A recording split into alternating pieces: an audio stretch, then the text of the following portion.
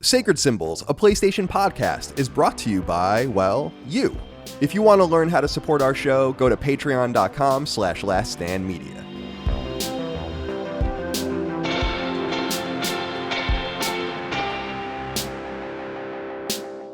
Greetings and salutations. Welcome back to Sacred Symbols, a PlayStation podcast. This is episode number 395. My name is Colin Moriarty. I'm joined as always by my son, Chris Reagan. Chris, good to see you again. We just streamed the Xbox Developer Direct, so I've already seen you today, but I'll pretend that I haven't seen you, and it's nice to see you again. What's going on? Yeah, nothing. I just got some coffee, but yeah, we just finished that stream. It feels weird today. Like the schedule's all weird. I also woke up stupid fucking early today. I woke up at like 5. Wow. Like naturally. Like I just kind of like woke up and I was like, oh, I'm not going back to sleep. So today's been all sorts of weird. Starting the show at 11:30 my time. Just off. Yeah, sorry. Yeah, we did the stream that took about an hour and a half, and then we had to get everything together here for the show, so we can record it right after. And no stream on Monday. We'll get to that in a little while. That was Monday's stream. But good to see you again, Dustin Furman, executive producer, hanging on for dear life. Good to see you, my friend. Hello. Yeah, I'm feeling pretty good now. If you saw the stream, you already know this, but yesterday we had a surprise trip to Pittsburgh because Holly wasn't feeling well. And all you need to know about that is she's fine. Heard the baby's heartbeat. No trouble. Just maybe a little dehydrated. So she got taken care of, got that IV. So she felt good. Something I didn't know about IV, they're like, oh, when we put this in, you're going to taste salt, like salt water in your mouth. And that's a thing that, like, when they put the IV in with the saline solution, or I think it's saline, maybe not. But anyway, weird. They said, like, and Holly was like, oh yeah, I can tell. I was like, interesting. That's so weird. Yeah, it is.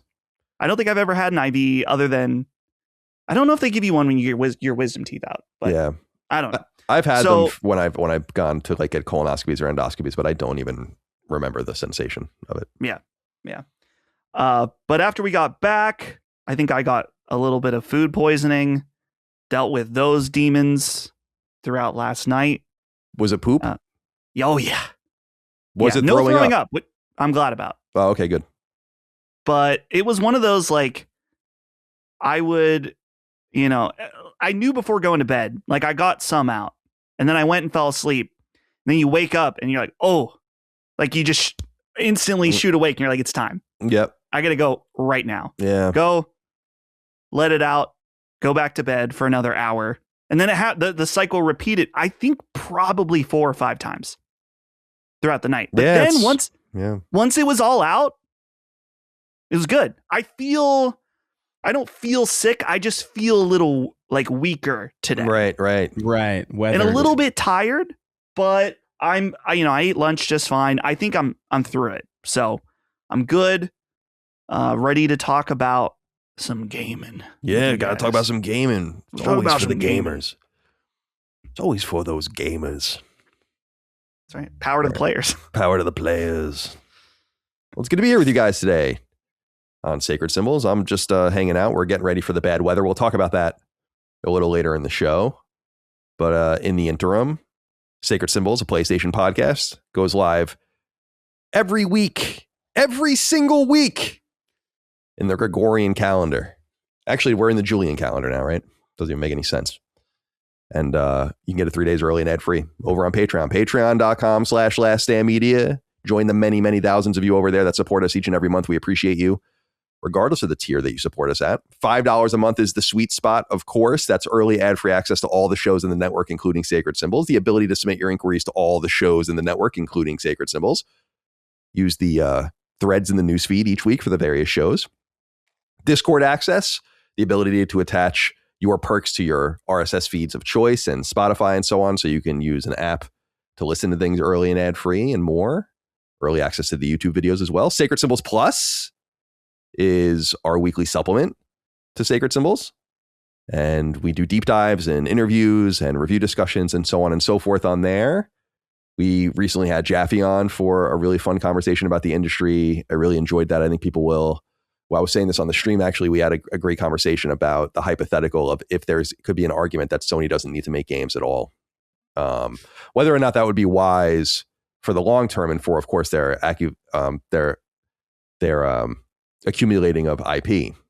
But nonetheless, that's a really good conversation. So go check that out. We recently touched on Kingdom Hearts, a bunch of mailbags over the holidays, and so on and so forth. Now, I have in here, we were supposed to have your friend on for talking about retro gaming, owning a retro game shop specifically. Right. And we'll do that in the next couple of weeks because you had to go tend to your wife. Yeah. I was feeling like the decision was, I'm like, that's a tough decision. Do we record the podcast or do you tend to your wife?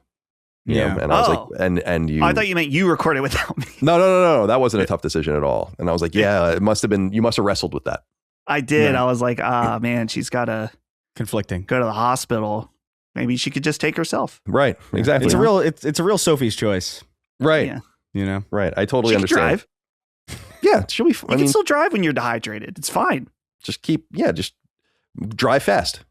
So before anything bad happens. I've drove throwing up before. Anybody could do it. Sacred streaming. We were just talking about that. We were just streaming over on YouTube, on our YouTube channel. We do that every Monday, typically at 1 p.m. Eastern time, but we recorded one early. So Thursday, Xbox Developer Direct, and that is available on YouTube for your VOD pleasure as well. So no stream on Monday, the day that this goes live for everyone. We would usually be streaming, but that was Monday stream. Did you see the tweet that I put out about this? Dude, using Mr. Turkentine from Willy Wonka. Pretty good reference, the famous, in my opinion. The famous character from Willy Wonka and the Chocolate Factory that everybody unanimously remembers. Right. Mr. Turkentine. Right. Timely, as always. Indeed, 1971. So we're all over it. How many Wonka movies are we removed from that film at this point? Is it 2, I guess, at this point, removed from 2, it, which is more than you would think, to be fair. Yeah, definitely. That's definitely. I totally forgot about the third one.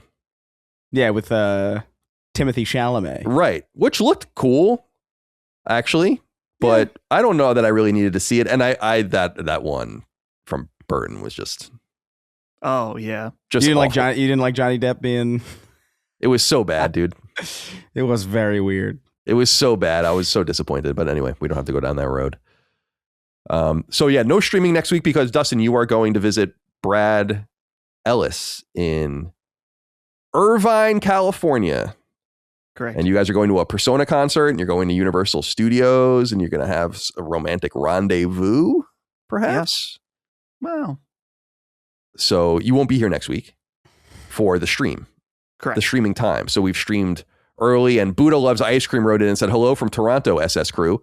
Why can't Colin stream without Dustin? Is he lazy, retarded, borderline senile? Yes. Thank you for writing in. I just don't know how to really do it. Yeah, I did at one point with Twitch back in the day, but I didn't know you have to download it. It's not like rocket science. I'm just not going to do it. In fairness, our streaming because we use a thing that I've never seen before. So like it's not we don't use like OBS or something, or like maybe Dustin does on it, right? But like we go through like a very what is the site that we use? It's like a weird. Yeah. Because we don't go to obs.com or something, you know what I mean? Like it's like some other thing I've never seen. I wouldn't know how to do it either. I could probably figure it out, but like it looks complicated. We use OBS, but there's a website called Video Ninja. Yeah. And that's what streams you guys into my OBS via a browser source. And then we use what is it? All that you've said already, just at the beginning. It's like, whatever, man. I'm not doing that. Is like, it sounds tedious and annoying. Yeah, someone is going to have to figure it out. Who that person is, I don't know. Yeah, we'll figure it out. It'll be me, but we just have to get it going. So Buddha Loves Ice Cream, to answer your question, is he lazy, retarded, borderline senile? Yes. I don't know that has to do with what's going on here though. Because I'm retarded, but I don't know if that has anything to do with this. I'm lazy, but not with work. And I'm definitely borderline senile and probably have been my whole life, interestingly. Right. So whether these things are interconnected, I don't know the causality, in other words. Dustin's got to make a training video like you'd get it when you work retail for the first time and they usher you in the back on the computer. Yeah. A bunch of failed actors. Make it like an 80s one, like VHS 4.3. Yeah. Right. So you're streaming using Video Ninja. Be sure to click browser source. You should do that, Dustin. That'll be fun. I've written quite a few guides when I was away last time. Mm-hmm. I wrote guides for Lockmort, Ben, and Jimmy, and so they exist. They probably need updated, but never one for streaming. So maybe video is the new format. Maybe I'll just have Lockmort do everything you do. Although he's in Europe, so we're probably gonna have some latency. Yeah. But he looks so much like you in his Resident Evil thumbnails that he's doing for his Let's Plays or his streams that he'll probably be a big player in when you are on leave, like he was last time. But I'm just gonna call him Dustin. Oh, right. And what I'm gonna instruct him is like, listen, I want it to be like you're just Dustin. So we're gonna have like the same kind of rapport, the same conversations. I'm gonna ask you questions that only Dustin would know about you're taking a back seat. In other words. It's like when they switched out Aunt Viv in Fresh Prince. Right. It's exactly right. Different actor, and nobody really, they didn't really address it at all. Right. Yeah. I loved that. As a little kid, I remember because that was on when I was, at elementary school and middle school. And I remember being like, yeah, that's kind of strange.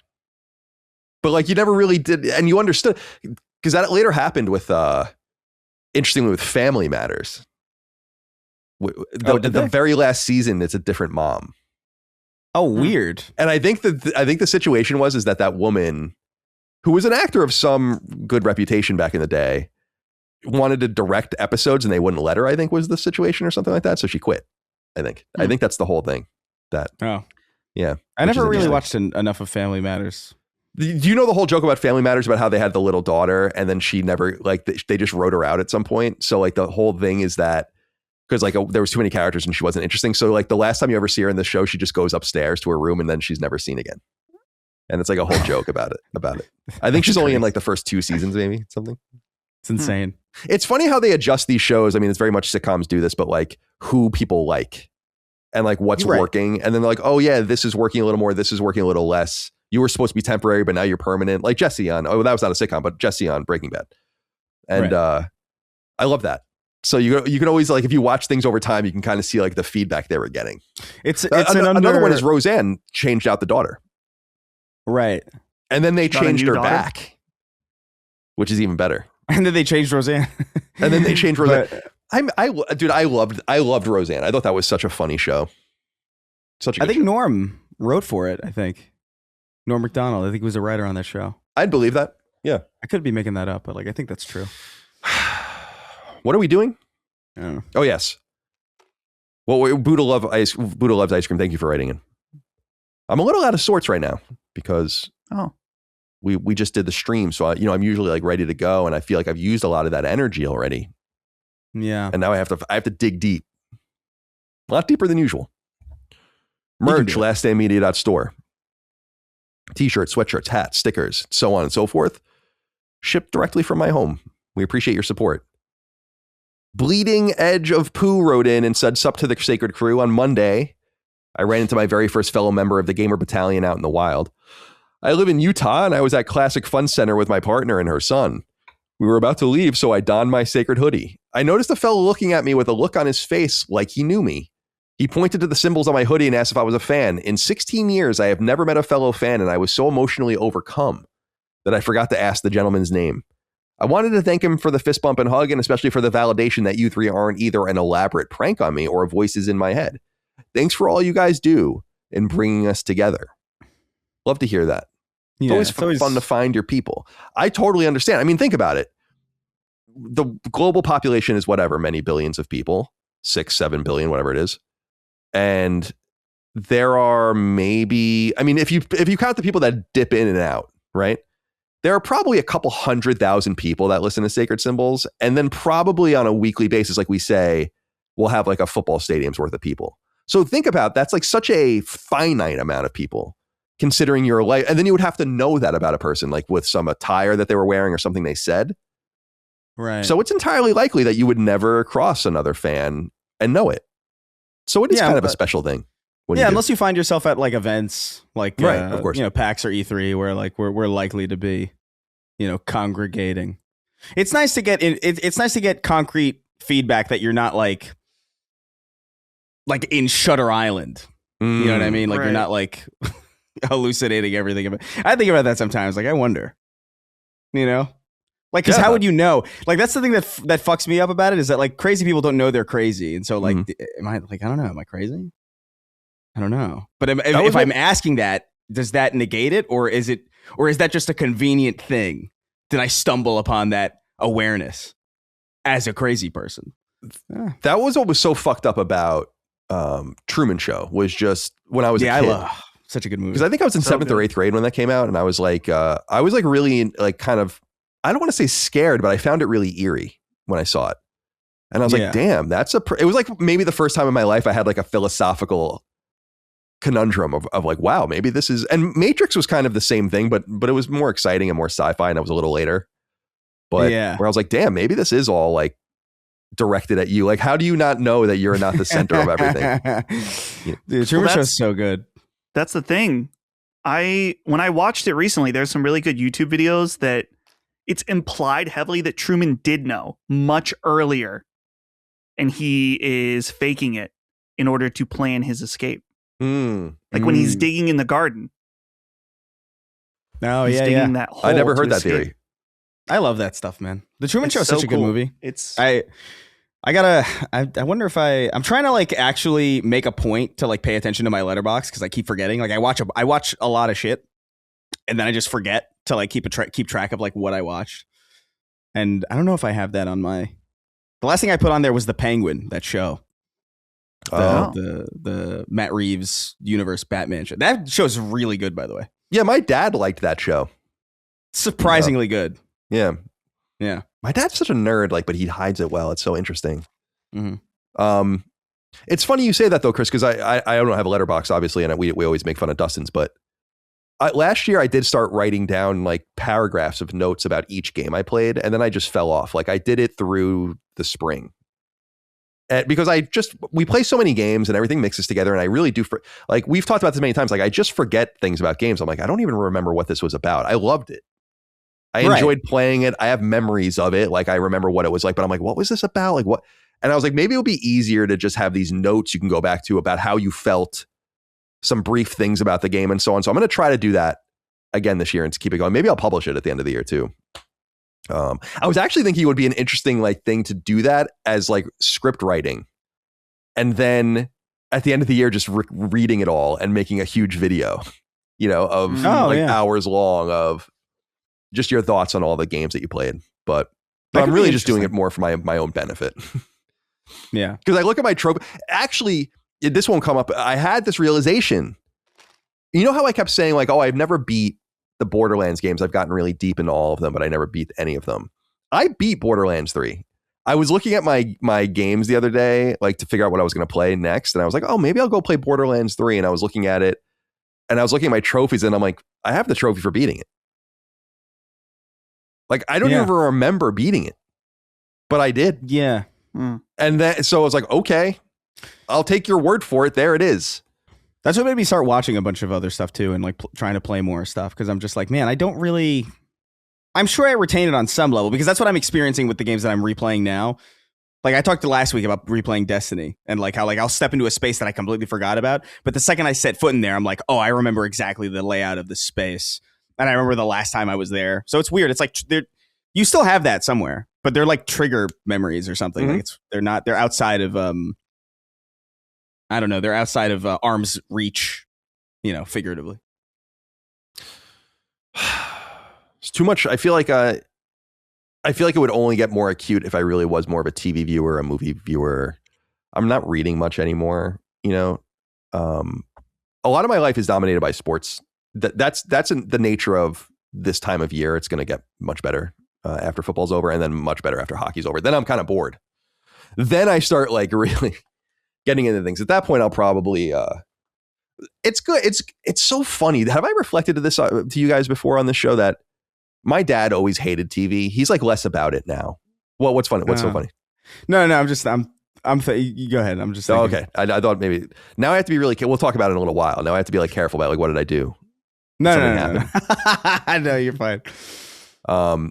My dad was always, he'd never minded that we watched it or whatever, but like he didn't watch TV at all. And he had this sticker, like it was a bumper sticker, but he put it on a piece of wood and then it was on our fridge and it said kill your television in black letters over like a white background and all the rest. And he was just like really, really against it. And I think the streaming services, he was into film. So he liked movies. He would rent movies and shit like that. Right. But, the streaming services kind of broke him of that. And I think he finds things more that he's into or whatever. But as a young kid, I could never understand. I was like, what do you mean you don't watch TV? The fuck are you talking? And this was like 1992 or something, right? And I'm like, what are you talking about? Like every adult I knew, all my friends' parents, my siblings, like everyone watched TV. And now as like a 41-year-old, I'm like, I don't watch TV. Yeah, I kind of get it back then, especially too, because back then it was like even worse because like it was riddled with ads no matter what, you know. Like it wasn't even like I guess HBO was like the exception where like there wasn't really, as far as I remember. Exactly. Yeah, any of the cable channels, and that was like kind of an 80s phenomenon. Right, but like Breaking Bad, that was on AMC. So like you'd get like this like really intense block of television, and then ask your doctor about Cymbalta. Right. You know, and it's just like, oh man, this sucks. I could see why people might not have liked it earlier than they do now. But Bro, I was smiling earlier because I was thinking like it reminded me of this whole conversation reminded me of something I saw on Twitter where it's like somebody was like, man, it's so bleak now. Everything's so dire that like watching television feels productive. And like engaging in passive media feels productive. Right. Like at least you're not on your phone or something. Right. Exactly. Well, you're exactly right. That's such a good point. While the passive and entertainment like TV watching was the lowest form, like the lowest denominator. But now like, yeah, you feel like you're like I got through a season of something. Right. Like you're absorbing something. Right. That's I got to be better about that. I got to be better about that. Yeah, me too. I really don't even browse social media very much comparable to when I'm just listening to or watching things on YouTube. I mean, that's kind of where I get a lot of my passive entertainment from. I think a lot of people do doom scroll and shit for like hours. I don't really do that. Like there's only so much you can read. I'm kind of detached from a lot of things right now, to be honest. Like I just kind of absorb what I can. And so a lot of my time's not even spent really doing that, thankfully, because then it would be even worse. And that might be what I fall into. And probably why my interest in like politics and so many other things is very like active interest is very seasonal. Because it's really about, it's like when I was a little kid, I loved baseball season because it's like, oh, I have a game every day to watch. Right. And I would look forward to it.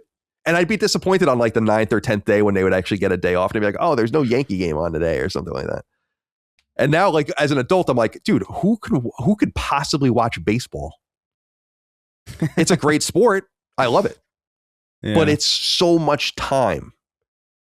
And I don't have any.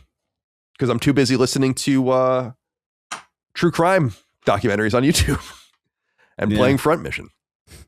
Too busy looking at your fucking healthcare costs. Oh my God. Explode. Dude. Oh my. Well, we talked about it last week, right? On the show. I was like, or on some show. I don't know. I think, didn't we? We were talking, Dustin, you were there. Maybe it was on Sacred Streaming. No, probably. Yeah. It's about how crazy it is because you get your healthcare on the exchange, right? Like I get mine like on the market. We all three of us do. Yeah. And it's crazy. Yeah. And it sucks too. That's the other thing is that it sucks. Like I don't even get when I go see my doctor, I see, and that's no offense to nurse practitioners. They work hard and they know shit, but it's like, you don't even get to see a doctor. My dad and I were talking about this. Yeah. It's like now you have to like get by a goalie to even see a fucking doctor. Just go to urgent care now. Yeah, like, why not? Let me go to urgent care. Like, what's the difference? There are so many urgent care places around me where I'm like, is there that much need? Like just in strip malls and shit. Yeah. In the back of the church. Next to the 7-Eleven. They're everywhere. They're like that. One of the things that struck me when I moved out here for the first time was, bro, how many dentists could there possibly be in California? Right. Every block has a dentist on it. It's insane. Opposite of England.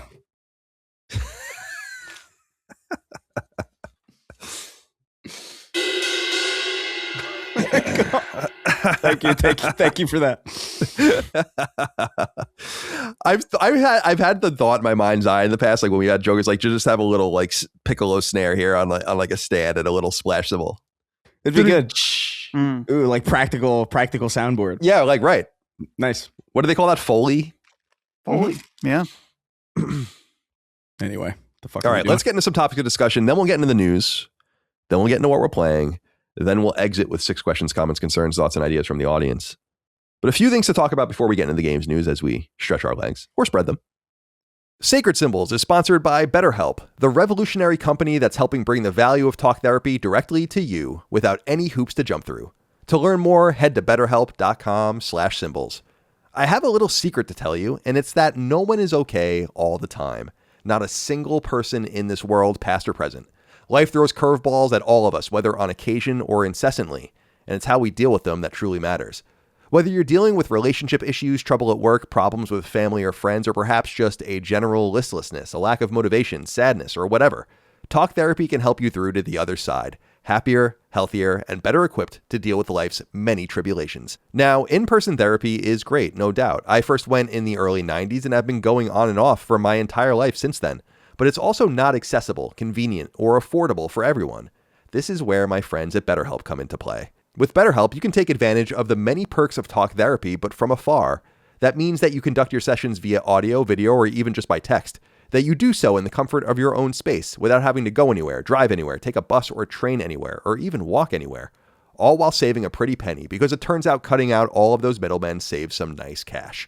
With 30,000 therapists having already helped 5 million patients globally via BetterHelp, and with a 4.9 out of 5-star rating from 1.7 million client reviews, it's clear that BetterHelp can assist you, but only if you're willing to take the first step. So what's stopping you? Get going.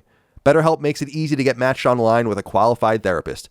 Sign up and get 10% off at betterhelp.com/symbols. That's betterhelp.com/SYMBOLS. Again, that's betterhelp.com/symbols for remote, affordable, and effective therapy that's there for you when and as you need it. Jose Horash. How do you say that? Horash? Horash. I just want to send out my prayers for Gene. I'm sure that I speak for the community when I say we know he can beat this again. He has all of our support, and we're looking forward to the fantastic news that he beat cancer again. All the best, gentlemen. Thank you. Yeah, we're thinking of Gene, obviously, for people that don't know. Gene is ill again. Gene Park, of course, who's the co-host of Punching Up, our Nintendo podcast, games writer at Washington, games editor at Washington Post, good friend of all of ours. He does have a GoFundMe up to help cover, I guess, his immediate needs, as this treatment is expensive here in the United States since everything is broken with the healthcare system, and strange that it would, if you have insurance, like I just don't understand, like how like, yeah, isn't this what you have insurance for? Is like, oh, like you're sick. Okay. Right. Maybe you'll have an out-of-pocket maximum of whatever. But so I don't even, but I first learned that was the reality. This is not even my first rodeo with it, because my old partner, Greg, had cancer when we were at IGN, and I lived with him. And we obviously worked together and all the rest. And that was when I first learned, it's like, there's just all of this shit you have to deal with. They'll just let you die, basically, you know, if you don't have the coverage or whatever, which is just, and the money and you can't keep up with it. It's awful. And it's not fair. So Gene is the next of, sadly, an infinite number of people that have to deal with this bullshit. And so he has a GoFundMe going, and I looked at it this morning, and I'm pretty sure it's over $100,000. Nice. And I was thinking about, first of all, how awesome that is for Gene, how awesome that is for the community, but what that says about Gene. Yeah. That's a very powerful and emotional thing, I'm sure, for him. Not only the relief of having to deal with the real world financial implications of having drawn this awful card from the deck through no fault of your own, but that so many people feel this way about him. To come out, just anonymous people, industry people, fellow media people. Micah gave him a bunch of money, which I thought was really sweet. So go support him. If I don't know if there's a handy URL or whatever, but people are sharing it and you can find it easy enough. I can put it in the description of the podcast on YouTube. Yeah, you can find it on his Twitter too. I'm sure it'll be there. We all shared it too. It's just fucking crazy, insane. It's crazy to me that like dude, somebody. I mean, it's not a unique opinion, but like, yeah, dude, like that. Gene Park of the Washington Post needs a GoFundMe in the first place. Is really like it's damning of like this entire And I think it's setup. There's so many expenses that are even outside of healthcare when things like this happen. Mm-hmm. You know, and also like if it's I hope that, you know, it covers the cost of the procedure and more, honestly. How can like, that's the thing too. It's like I know it's over, what is it? Like it's a lot of money that's in there already, but these costs have a tendency to fucking balloon. So because I know a lot of people are saying like, oh well, we met the goal already. It's like, well, you know, I wouldn't let that stop you from, you know, contributing if you can. I know money's tight for everybody, but you know. Yeah.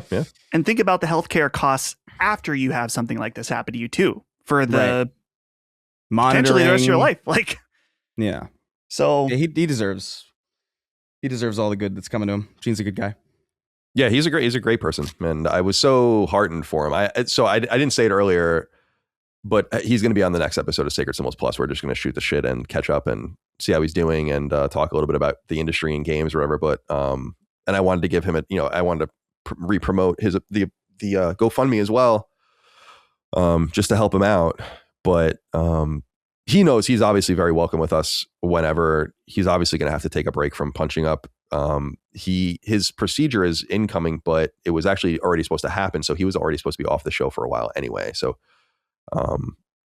we'll be waiting for him. And I told him privately, a while ago, that there's nothing to worry about on the professional end. Like, seats warm, we're not like bringing anyone in. There's no rush, because you really got to let these people in these situations really focus all their energies on getting better. And I'm glad that I think his mom's with him now, which is good too, because we're not so far away geographically, a couple hours from him, and I told him he can always come stay with us if he wants to as well, just because that's a tough thing to deal with alone. But I'll just go back to not to be on my soapbox, but it's just so hard for me to believe that, or not believe, I believe it because I'm American, but to understand. I would understand if you went to the doctor and like you cut yourself and you had to get a few stitches and they're like, all right, well, your insurance it's not really like what your insurance is for or whatever. It's kind of like this minor thing. It's like when you get a ding on your car, do you really want to deal with the insurance, or do you want to just, this seems to be like what it exists for, like part and like the whole kit and caboodle of all of it and everything that goes into it. Like, that's the point. That to me, I don't even understand how it's legal and allowed. And that, as much as I hold I don't hold businesses in the highest regard, as everyone knows to begin with, but like the healthcare segment is just fucked. Yeah. It's just so, I don't know. It's just so strange and weird. But then again, it's not that weird when you think about it, because everything is based on the dollar only. And anyway, so Gene, we are wishing you the best. Thank you all for supporting him and showing him that love. And you really do, I think, often in life get back what you put out. And I think this is a good sign for that. All right. Austin Clements wrote in and said, hey, CDC, writing in with a sort of different question. Colin, what's the plan for Richmond's big snowstorm? I'm seeing possibly 23 inches of snow hitting your area. I'm not getting as much in my area in North Texas, but people are going crazy already, and Ted Cruz has already set sail.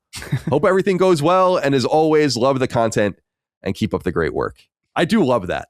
It is. We brought up earlier, but it is, or maybe it was on the stream we brought up. Very funny. Very funny. That that was maybe the biggest PR nightmare he had ever encountered, and it, from a media point of view, and you would think like that would be imprinted in you. And emblazoned you not to don't do that again. That he did it again is funny. One thing, to be fair, he does learn, because he never again liked porn on Twitter on 9/11. That is something that he never did again. Indeed. So he can learn. Indeed. But that's fucking crazy. 23 inches of snow is insane. I'm seeing. So I should be clear. I'm south of Richmond, like 40 minutes or so. So not quite in Richmond. Right. But and that's relevant because there's going to be like a line of like where it snows and then it sleets and then freezing rain, which is the worst because that fucks your power up bad. So like what everyone's watching right now is like where the line of delineation is, and it's creeping north, which is bad for us. Because like a couple of days ago, we were well in the snow zone, and it was like, who gives a shit if it snows? It's not a big deal at all. I lived in New England for many years, New York for many years. We clobbered with snow. It really doesn't matter. You know, like you get snowed in, but it doesn't affect the power really or anything like that. But if you get freezing rain, that's a whole nother ball game. It gets fucked bad. And I was watching something actually interesting about how they were talking about the math about the accreting ice on like as it rains and a tree like gets like an inch of thickness of like water around it, it gains like this exponential level of weight. And that's obviously the problem is like how everything starts falling and then the wires. Now my neighborhood's new and we have everything underground, which is good, but obviously the things connecting to us are above ground. So we'll have to see what happens. It could be a pretty hairy situation. I'm always of the mind though that, and I don't want to jinx myself one way or the other, but like, I feel like, you know, you never really know until it happens because they're wrong so much too. And then they don't say something's going to happen. Like we've had like catastrophic thunderstorms here where it's like, no one even said this was happening. What is going on here? Right. And then it's just fucking pouring. And so you just, so we're really just on, you know, waiting to see what happens. Yeah. No one says it's happening, but like there's always a guy on like some street corner with like one tooth shouting about it. It's like, there's going to be a thunderstorm in 3 days. And you're like, yeah, sure. And then it happens. And you're like, sure thing, buddy.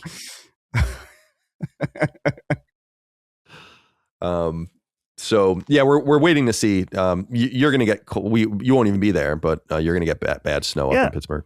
I'm a little sad about it. Yeah, like I like a good snowstorm. It's going to be. I'm seeing 8 to 12 inches potentially here in the Pittsburgh region. You'll probably get 8 to 12. You'll probably get 8 to 12 inches though out in Irvine too. I knew that was coming next. Yep. Oh, you think very highly of Brad. Yeah, he's packing. You've seen something I haven't. He's packing heat. But yeah, I'm sad I'm not going to be here because it's kind of fun, you know, see all the snow and you're, you know, inside, cozy, but a little break from the current weather. It was like, hasn't been its coldest yet, but it was with wind chill in the negatives a few days ago. So it's going to be, I love going to California in the middle of winter here. Cause it's like, I can enjoy a little spring just for a few days. Mm-hmm. So yeah, it's good. There'll be more snow.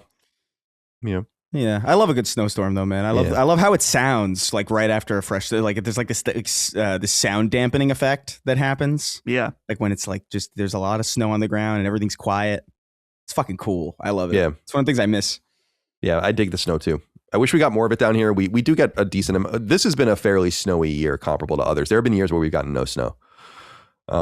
And that's unheard of. When I was in Boston, it was like fucking craziness, but and disgust. Like I don't have it in me anymore. We've talked about this on the show in the past. Like I've lost my ability to really be in the cold. Like I used to. It was so cold up there, and you just get used to it. And you have to go to class, and you have to go to work, and you have to like go shopping and shit. And it's like literally 0 degrees. You know, I remember waiting. I would do. I remember waiting for the school bus in like -1 sometimes. And you're like, this is fucking not okay for like, how could they be doing this to children? It's insane. In retrospect, it feels mega scary. Yeah, it's fucking cold. And like, so now I'm like, if it's like 30, I'm like, oh my God, I'm fucking dying out here. So we'll see what happens. We are on the there's like a thin line between this just being a bad snowstorm in which we're just buried in snow, which is who gives a shit, and us getting like ice storms that are going to knock the power out for days at a time. So we'll see. So potential for a Colin-less Sacred show? But maybe. There's one thing, like, so my mom lives like 45 minutes away and she has a Generac. For people that don't know what that is, that's like a gas powered generator that kicks on automatically, connected to like the municipal gas lines, so that you just have power continuously. So like we do have that option, but we would have to get there. And then I think that I would rather just be in the cold in my own dim, dark house, not worrying about it. Because I think if I was there, I'd be like, oh man, what if something happened? What if like a pipe burst or something, like, you know, like whatever it might be. Right. So I'm like, I'd rather just be in the misery and be in my own house. But we'll see what happens. So yeah, potentially so. I'll be ready.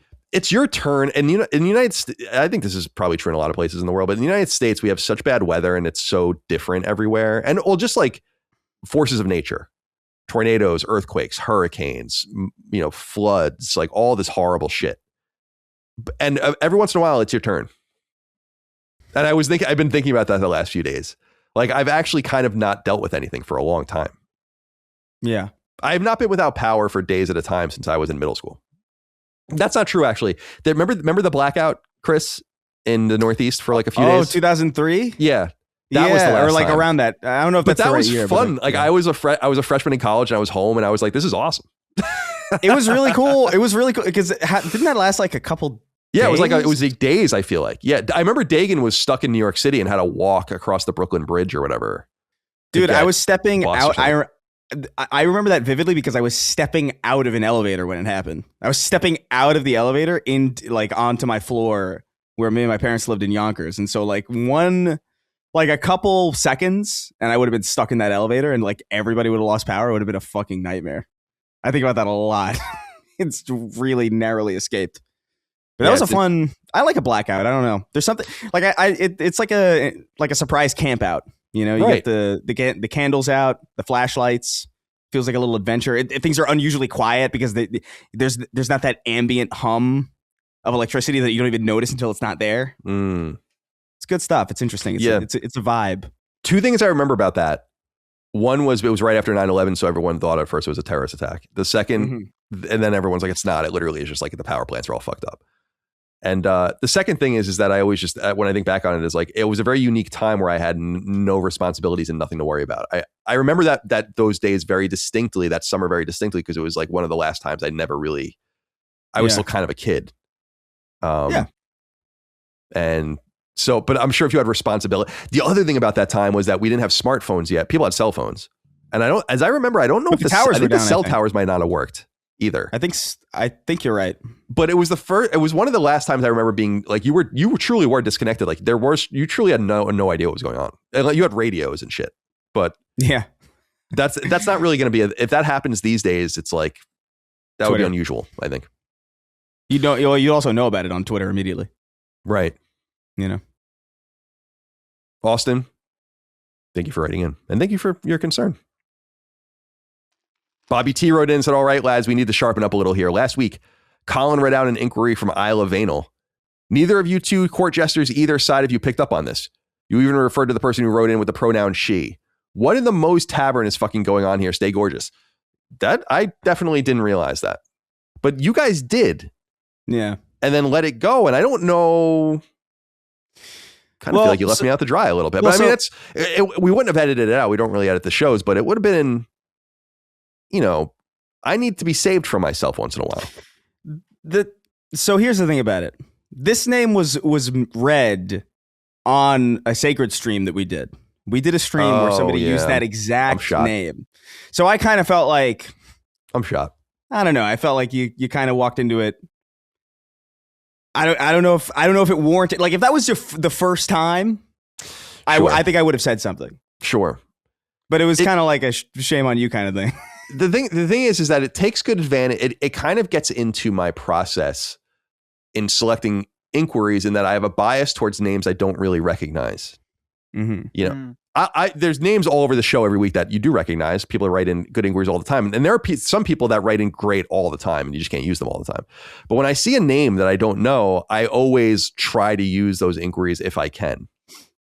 If it makes sense. Sometimes it just doesn't make sense. So it's fairly easy to get one by the goalie. The other one that we said last week that I take a little more umbrage with, though, is Drew Peacock. Right. I get it. Drew Peacock, I get it. But there are two things. Well, there's actually three things about this. This name has been bandied around in this community I feel like this guy's been around for years. The second thing is it emphasizes, if it is a ploy name to make you say droopycock. It's kind of emphasizing the wrong syllable. It doesn't really work very well. The third thing is that I'm not positive it is because, as I said, I think on Sacred Streaming, I know someone with the last name Peacock. That's why I never thought twice about it. So what's to be said about that? I don't know. Yeah. I just want to acknowledge that it happened. I'm the fucking idiot. Okay, I'm the dummy. It's fine. I'm the dummy. Should we have jumped in, Dustin? I don't know. I'm trying to remember it completely because I think when Colin read the name initially, I didn't pick up on it either. But I think it was either from seeing you react, Chris, or I think maybe someone said, like Colin was like, so Isla. And then I looked and I was like, oh, one of those two things happened. I honestly don't remember. But at that point, I thought for the entertainment of the show. Sure, I understand that. I appreciate that. You're a showman. At the end of the day, I mean, right? I also don't know. We're all showmen. Sometimes I feel like, I don't know, like Colin, I feel like I've noticed this for years, but like Colin has this thing where it's like, we almost have like completely opposite. Like Colin will draw attention to things that I would think to not even mention for the sake of the show. Like he'll be like, oh, I see you've got something in the back there that you're reaching out of frame for. And for me, I'm thinking like, oh, I was just gonna do that and not draw attention to it because I was worried that it would like derail the show. I'm sorry. No, I think it's funny. It works. But like I think about that. So I'm like, should I interrupt him and save him? And I was like, I don't know if that derails. He's on a roll here. He's reading the name. He's sure. The question. Chris, yeah, I've been on the receiving end of derailing Colin before. I'm just saying, I've been there, and I think it works. It works for the scene because it's funny. Because like I think of it, I'm always taken off guard. Like, because sometimes I'll type in I'll do this thing where I'll type in the chat. I'm like, oh, I gotta go to the door real quick. And I'll type it specifically so like there's no derailing, and then Colin will be like, "Oh, Chris is left." It's like Trump with that note. What note? A few weeks ago, the Marco Rubio note that he's like, "Oh, Marco wants me to acknowledge." Yeah, he's like he just read the note out loud. Yeah, I didn't even see that. Yeah. Oh yeah, that would be a good one for your repertoire. I didn't even see that one. Yeah. Well, I remember us talking about this in the past, is that I always, when you leave the note and you go, someone's at the door delivering something or you got a call or something like that, I always feel like you're telling me so that I know. And then I try to think about it through the audience's perspective on video, where I'm like letting them know why you're just leaving. Kind of where I'm getting at. No, that's fair. I think about it from an audio perspective. Yeah, sure. I guess. That makes sense too. We are a podcast. More people listen to the show than watch it. So it's probably useful to be more. It's the same thing for that. us. Yeah. Same thing for us on the Snark Tank. It's way more. And it's when confusing people are to me, watching it, they're not really watching it, I don't think. I think most people are not sitting there watching it. No, it'd be psychotic. Even on YouTube. That's it. That's all I have. Yeah. One more. Bohemian Grove wrote in and said, this is for Colin and his technique for eating burritos. During last week's episode, you mentioned your Chipotle burrito order, and it brought to mind the time you yelled at a traveling Sony executive for unwrapping the wrapper for a burrito during his first experience. I've been eating burritos for 44 years and never once had to use the wrapper to keep it together. Colin, how are you eating your burritos that they are falling apart every time you eat them and forcing this doctrine onto others? The burrito enthusiasts in this audience would like to know. Come on, man. This is deep lore. It is deep lore because it's not a Sony executive. It was Iga. Right. Oh my God. That's way crazier. Ego is at my literally in my apartment at my kitchen table eating a burrito and was taking all the aluminum off. And as I've told the story, I was like, no. Like, but Iga is not like Inafune or Kojima where he understands English. He really doesn't speak it. And so he was like kind of embarrassed and didn't know and thought I was like yelling at him or something like that.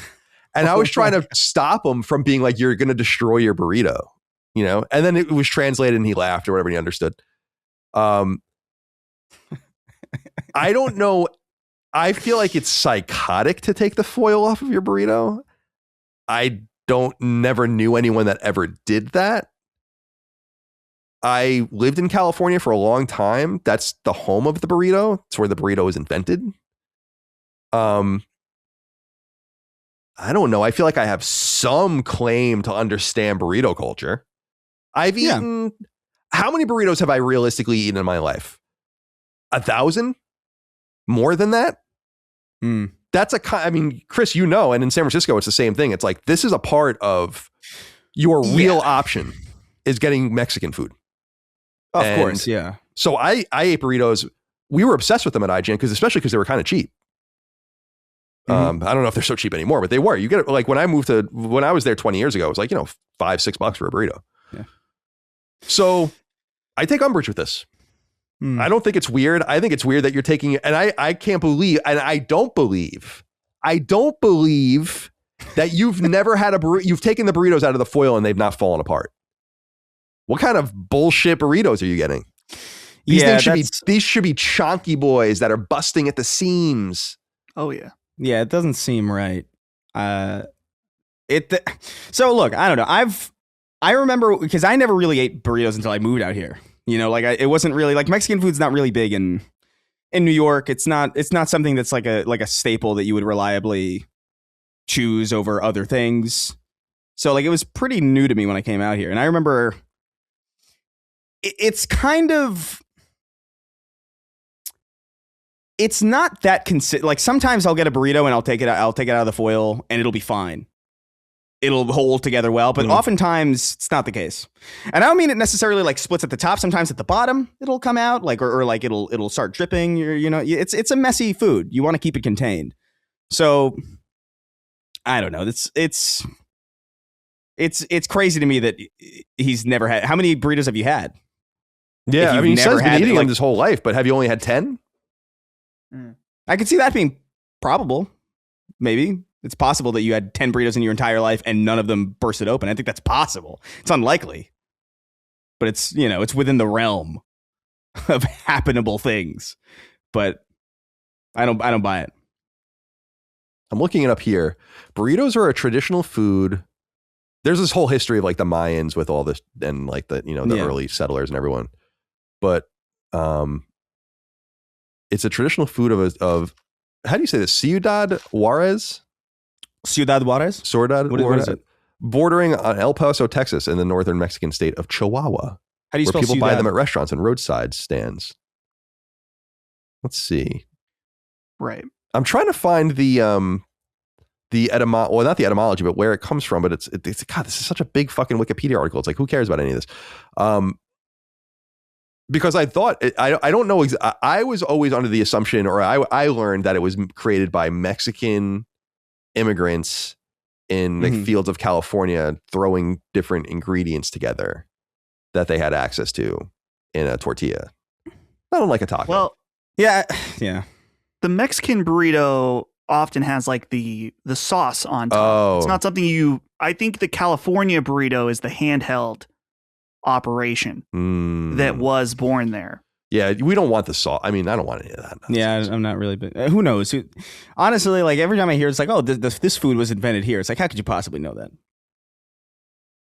How could you, I'm sure like you have an inkling, but I never know when Graham Hancock's going to come out of the woodwork. And we found a fossil of a fucking burrito from 200,000 years ago, from Atlantis. So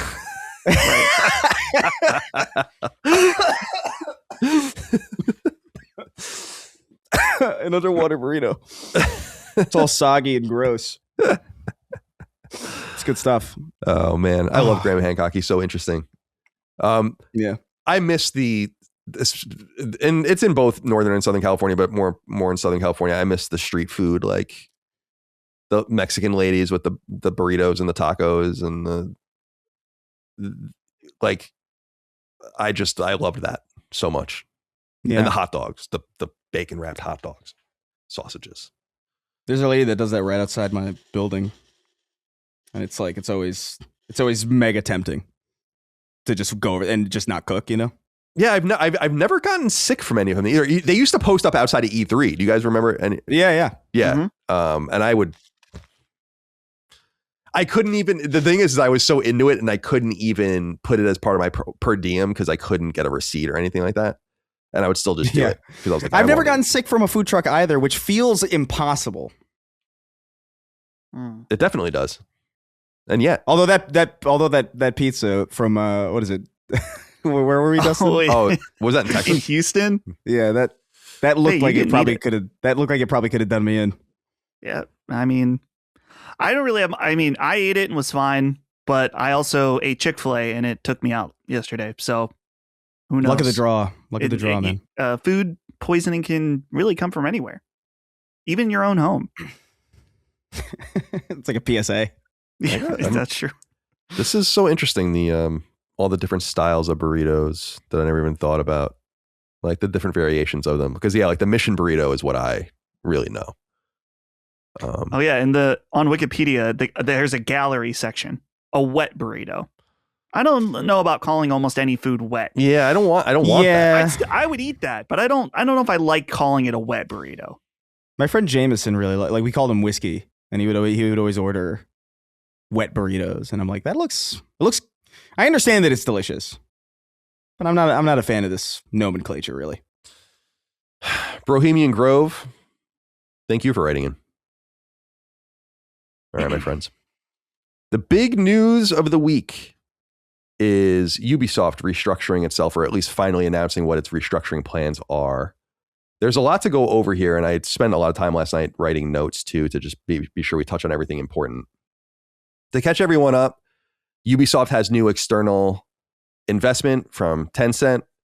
This is necessarily going to require them to reorganize internally. We already know some of these plans, including the creation of the so-called Vantage Studios, which is going to incorporate Assassin's Creed, Far Cry, and Rainbow Six Siege, the biggest things, most AAA and most prominent things that they currently do at Ubisoft, and move forward with them. But we didn't really know what the plans were for the rest of the studios, the rest of the IP, the games in development, and all of the rest. And what we've basically learned here is that they are going to be uprooting the entire structure of what they do.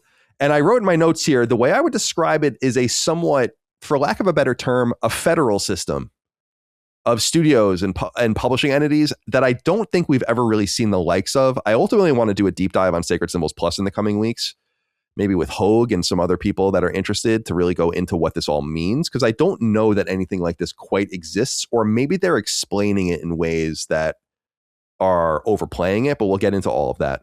But the major thing is that this leads to the creation of new studio entities, the cancellation of some games, the reinvestment in other games, as we'll learn. And there will be major impacts to studios, to headcounts or whatever. In fact, they're looking to cut hundreds of millions of dollars in annual spend. So this is going to cost a lot in terms of human capital, and we'll get into all of that as well.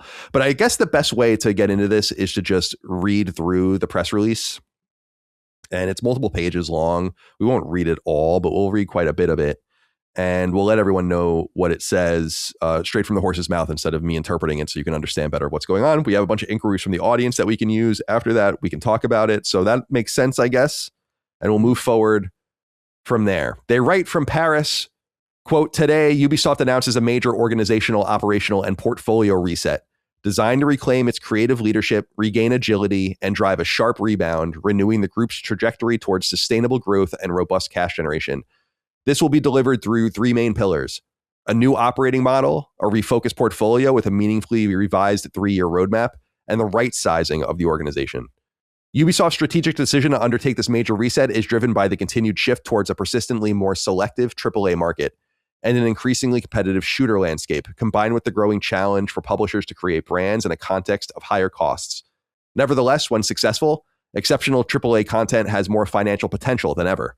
While last year's progress with its production processes translated it into improved levels of quality for Ubisoft games in 2025, today's market environment requires that the group step changes into how it organizes and operates with a view to delivering exceptional games quality at more competitive costs. Against this backdrop, today's announcement introduces a radically new value creation model, a more gamer-centric organization structured around creative genres, relying on integrated business units with faster, decentralized decision-making and a greater ability to quickly adapt to players' expectations. This transformation will be supported by a right-sized and more agile organization, delivering improved structural efficiencies over time. The new operating model will further empower the execution of the group's strategy, centered on open-world adventures and games-as-a-service native experiences, supported by targeted investments, deeper specialization, and cutting edge technology, including accelerated investments behind player facing generative AI. All right, so we'll stop there. Is there anything? Should we delve deeper before we start pulling it apart? Because we haven't really gotten, I guess, into the studio structure stuff and what the executives say. I will say this at the top, though, and I was reading a little bit about this earlier, is that the stock market's not responding well to this. Ubisoft stock's in the gutter anyway, but it's down another 30% or so since this announcement. I will say, and we haven't gotten into the details yet, that I feel like I understand what they're doing and why they need to do it. And so I guess we'll jump right into it. The big thing is this: a new operating model to support Ubisoft's strategic focus. Ubisoft's new operating model will be structured around 5 creative houses. These will be supported by a creative network providing development resources, shared core services, and a reshaped HQ. This new organization will start operating early April. So they show a graphic here, and I'll explain it to everyone.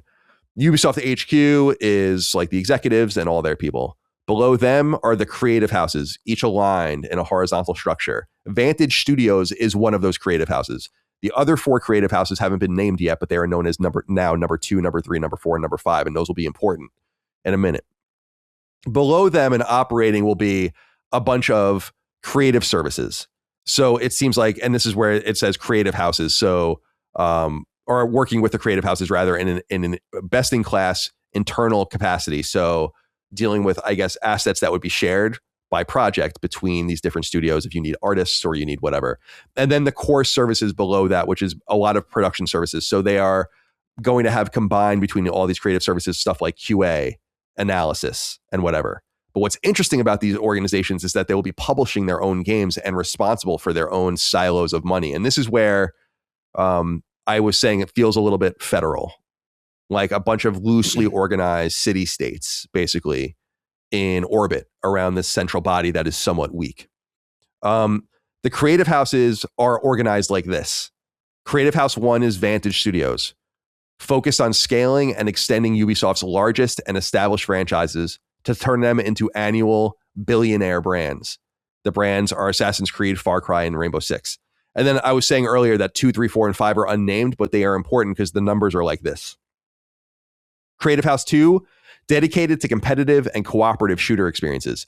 Brands including The Division, Ghost Recon, and Splinter Cell. Creative House 3, designed to operate a roster of select sharp live experiences. Brands including For Honor, The Crew, Riders Republic, Brawlhalla, Skull and Bones. Creative House 4, dedicated to immersive fantasy worlds and narrative-driven universes. Brands include Anno, Might and Magic, Rayman, Prince of Persia, and Beyond Good and Evil. And finally, Creative House 5, focusing on reclaiming position in casual and family-friendly games. This includes Just Dance, Idle Miner Tycoon, Catch App, Hungry Shark, and some of their Hasbro stuff as well. Their licensed stuff like Uno, and so on and so forth. I think they do Monopoly as well. Well, I guess I'll read this now and then we'll get into it. In addition, there are 4 new IP currently in development, including March of Giants. We had announced a few weeks ago, I guess at this point, that they acquired March of Giants, which was an Amazon game. And we were kind of curious about that. And so where that's going to fit and all of the rest. Ubisoft will communicate on their respective creative homes at a later date. So we don't even know where this new IP fits into this structure. Dustin, let's stop here. What are your thoughts so far? Yeah, it's interesting. It made me think of Nintendo with their like team names are very unglamorous, I guess. I'm trying to remember what some of them are. Like it's I was looking, is it like EP1 or something? Do you know what I'm talking about? Well, they usually have like territorial names, right? Right. I'm just trying to remember. It's lost on me. But anyway, the fact that they don't have like this is Creative Studio 2, Creative Studio 3. Maybe they'll get names later, but it just feels so utilitarian. Feels very creative business unit. Or what was right. Yeah. Yeah. I mean, obviously it's not necessarily bad because this is what Nintendo does. But I find some of these groupings to be a little interesting. Like Anno is a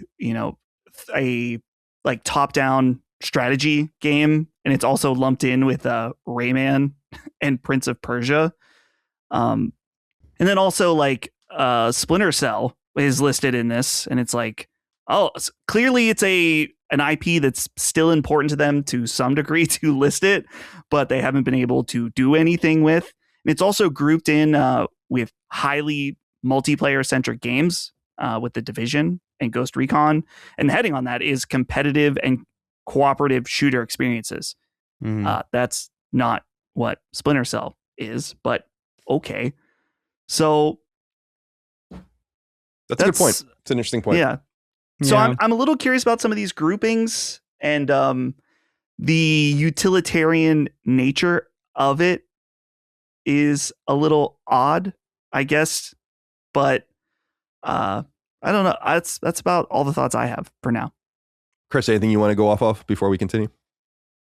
Yeah, I mean, I'm not gonna pretend to like understand the nitty gritty business aspects of this. I kind of don't. Like, I don't know what separates this structure from, like, what is so, like, I understand that they're like splitting these things off, but ultimately, what is the difference between this and I don't know, just a normal publisher having, like, let's say like Xbox, right? And they have like Playground doing this and Playground doing Fable and Forza and anything else. Like, I don't know necessarily the nitty gritty that makes this any different from anything outside of the fact that this is a new structure.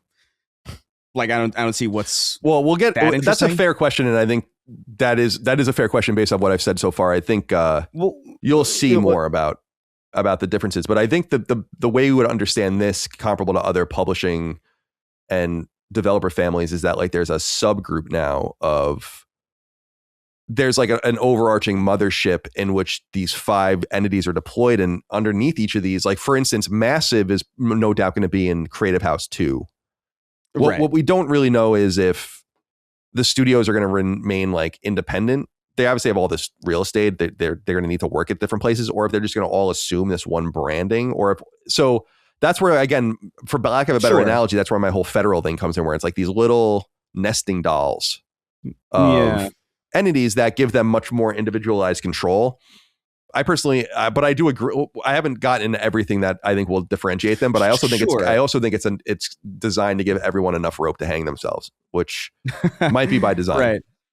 Yeah, maybe. The one thing I will say is that, like, Dustin already said it a little bit, but Splinter Cell being in this category with The Division and Ghost Recon is interesting, just because I don't know if it's not necessarily misplaced, because Splinter Cell has had a long history of multiplayer, and I get it, but it's weird for that to be the focus of it. Because I think of Splinter Cell as like I think of Splinter Cell as a single player thing first, and then a multiplayer thing separate. But I almost think of them as like somewhat equivalent in that sense. It almost is like a Gears of War thing to me, where it's just like, yeah, there is a pretty strong multiplayer component and a pretty strong single player component. They're pretty equally strong. So it seems interesting to me that they seem to be taking a stance here on what the prime focus of Splinter Cell will be going forward, which is that multiplayer element of it, which I don't think that's necessarily bad news. The Spies versus Mercs modes, if they choose to go in that direction, which I hope they do, like, that style of multiplayer is really cool and really sets Splinter Cell apart, and I think would stand out now.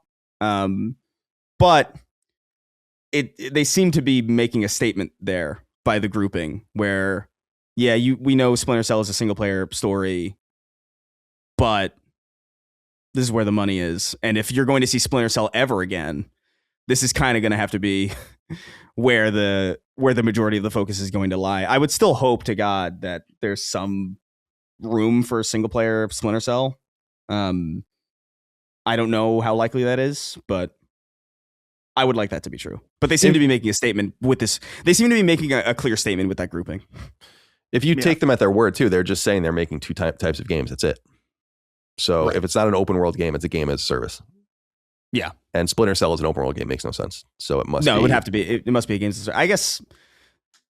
I mean, The Division is a game as a service as well. And that has like a single, you know what I mean? Like, you can play that single. So I hope that they just lean into that aspect of like, yeah, this is a game that can be played single player, or I don't know. I don't even understand how a division like Splinter Cell game could work with like multiple Sam Fishers running around, or not Sam Fisher, but like, like I just, that's a confusing thing to me. But I'm happy to see it at the very least listed, because it says to me that it's not an afterthought, or it's not something that they're pushing to like a separate creative house that seems to be focused on stuff that isn't really prime focus.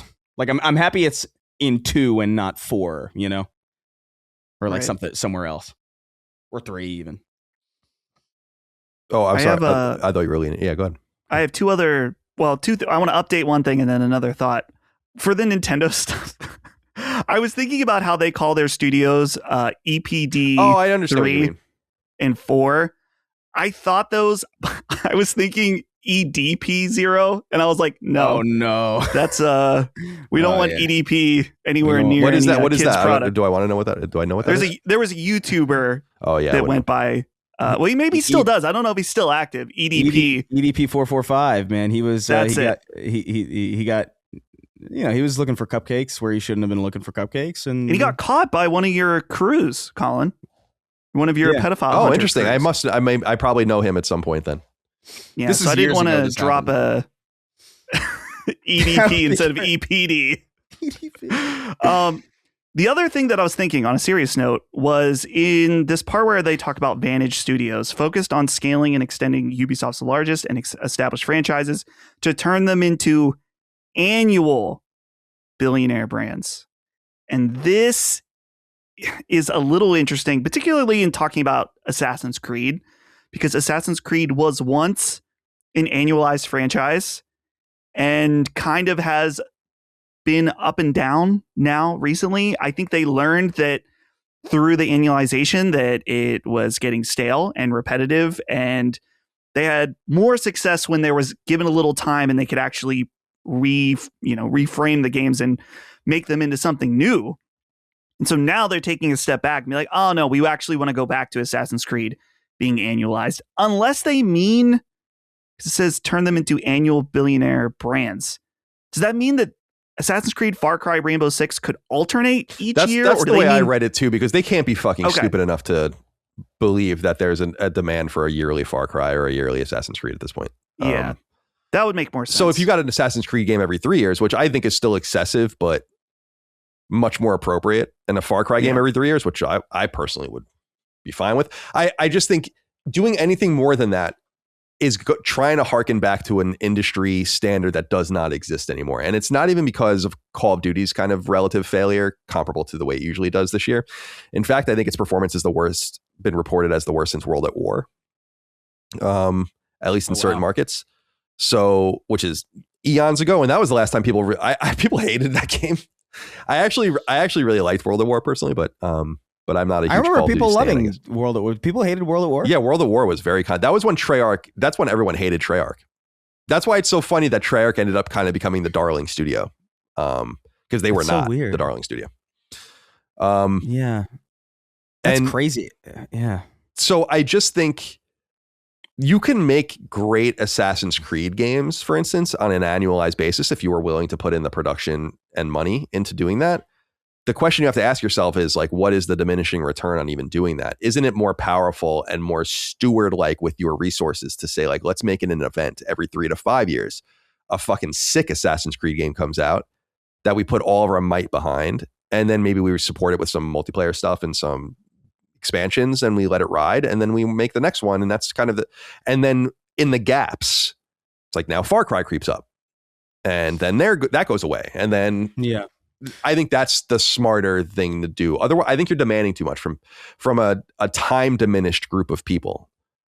Right. Assassin's Creed's already 100 hours at these days or whatever. It's like yeah, it's ridiculous. It's like, so you're gonna add, that might be like a person's whole gaming thing for their entire year. It's just like, who are we even making the shit for at some point? I agree. Devil's advocate, though, and I know it's like a completely different medium, and it's a completely different. It might seem like a completely, irrelevant thing to point out, but you look at how long it took this season of Stranger Things to happen, right? And by the time it comes around, and nobody gives a shit, and it's not really people kind of don't care. And like, I wonder if there's like a worry that like, if we go too long, people will just not care. You know, I'm not saying that's true. I don't even think that's holistically true. I think people will always care if something's cool and it demands the attention. But I wonder if that's something that they consider where it's just like, maybe we can't be gone for too long because people will forget us. We got to keep momentum. You know, we got to keep pumping these out. I'll tell you right now, if they keep pumping these things out, they're gone. So they better throttle it if they know what's good for them. Now, Chris, you asked an important question earlier, which was, or I had a wonder of well, like, what is really the differentiation? I think it's this quote: each creative house will have end-to-end responsibility for its portfolio, overseeing the full creative and brand scope from development to publishing, brand, marketing, and sales, go-to-market strategy. They will also be financially accountable, both in terms of P&L and cash generation. This structure will sharpen strategic focus, reinforce executed discipline, and ensure that investment decisions will be taken closer to where the value is created, end quote. So this to me is a major differentiator. Although you could argue there are some studios within families that probably have this level of power. I would assume a Naughty Dog probably does have end-to-end full creative and brand scope for its games, but they still work with a lot of external factors at Sony that produce the game. That, you know, they're like, we have the rumor recently that they're crunching to create a deliverable for Sony. So they don't have that much control, right, over the end product. They still have to play by the rules. And that won't be any different here with Ubisoft. But I think that combined, so that being true for everyone, even the teams or the IP that necessarily haven't earned that goodwill, plus the idea of them being financially accountable. Now, it could, again, easily be argued that every studio has to be financially accountable, but not in this way. Sometimes if they're responsible literally for P&L, that's, you know, profit and loss and cash generation, that's pretty serious. And this is where I was saying earlier, this is like enough rope to hang yourself with. Like, you can create an awesome game and make an enormous amount of money, or invest your money really badly and one of these creative houses goes away. And that's where I feel like they're trying to limit the destruction of these various entities by giving them enough leeway. This, in my opinion, is much more flexible than what I was assuming was going to happen, I guess. What I was assuming was going to happen was like, we're laying a lot of people off and we're going to retain a certain amount of IP, and then we're selling off everything else or just putting it away. So I guess that answers a little bit of your question in that, it's a much more, again, I think this word federal has some power and meaning. Like, they'll just all rise and fall on their own. And again, they'll share services with executives and leadership at the top, and then them sharing kind of end game resources of QA and analysts and all the different telemetry and all the things they need, plus the people that are going to take care of the businesses and get them paid and all the rest. They're sharing all that. So I find this structure to be quite tantalizing.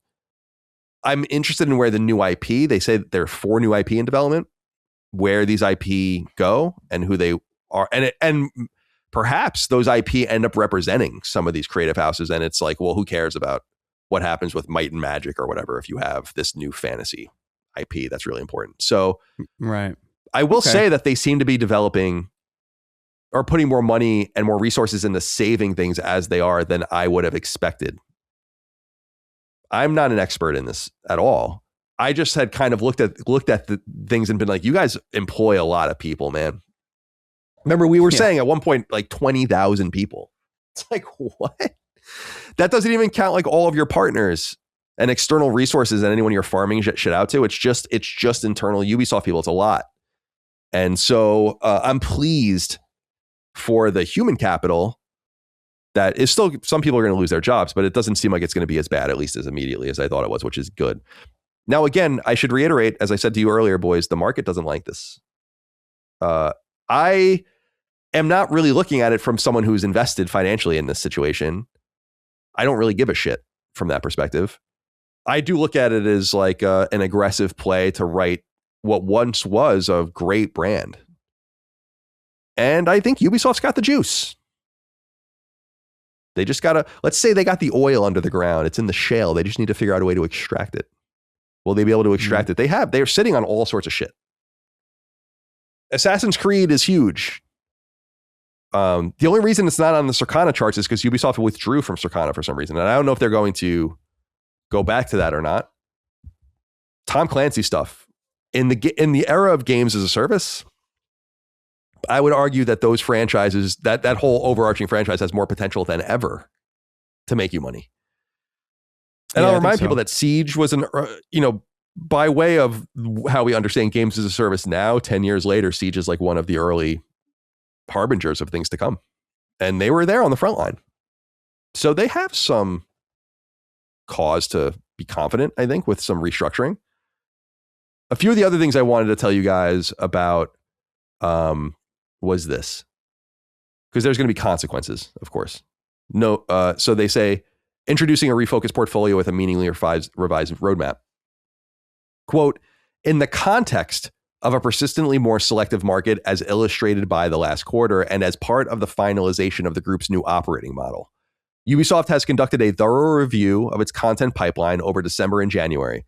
This has led to the strategic decision to refocus its portfolio, reallocate resources, and comprehensively revise its roadmap over the next 3 years. This will support the objective to return to exceptional levels of quality on the open world adventure segment and step change the group's position in the games as a service native experiences segment, as illustrated by the recently acquired Project March of Giants. The reshaped portfolio is designed to best position the creative houses for success. As a consequence, the measures taken are: Ubisoft has discontinued 6 games that do not meet the new enhanced quality, as well as more selective portfolio prioritization criteria at group level.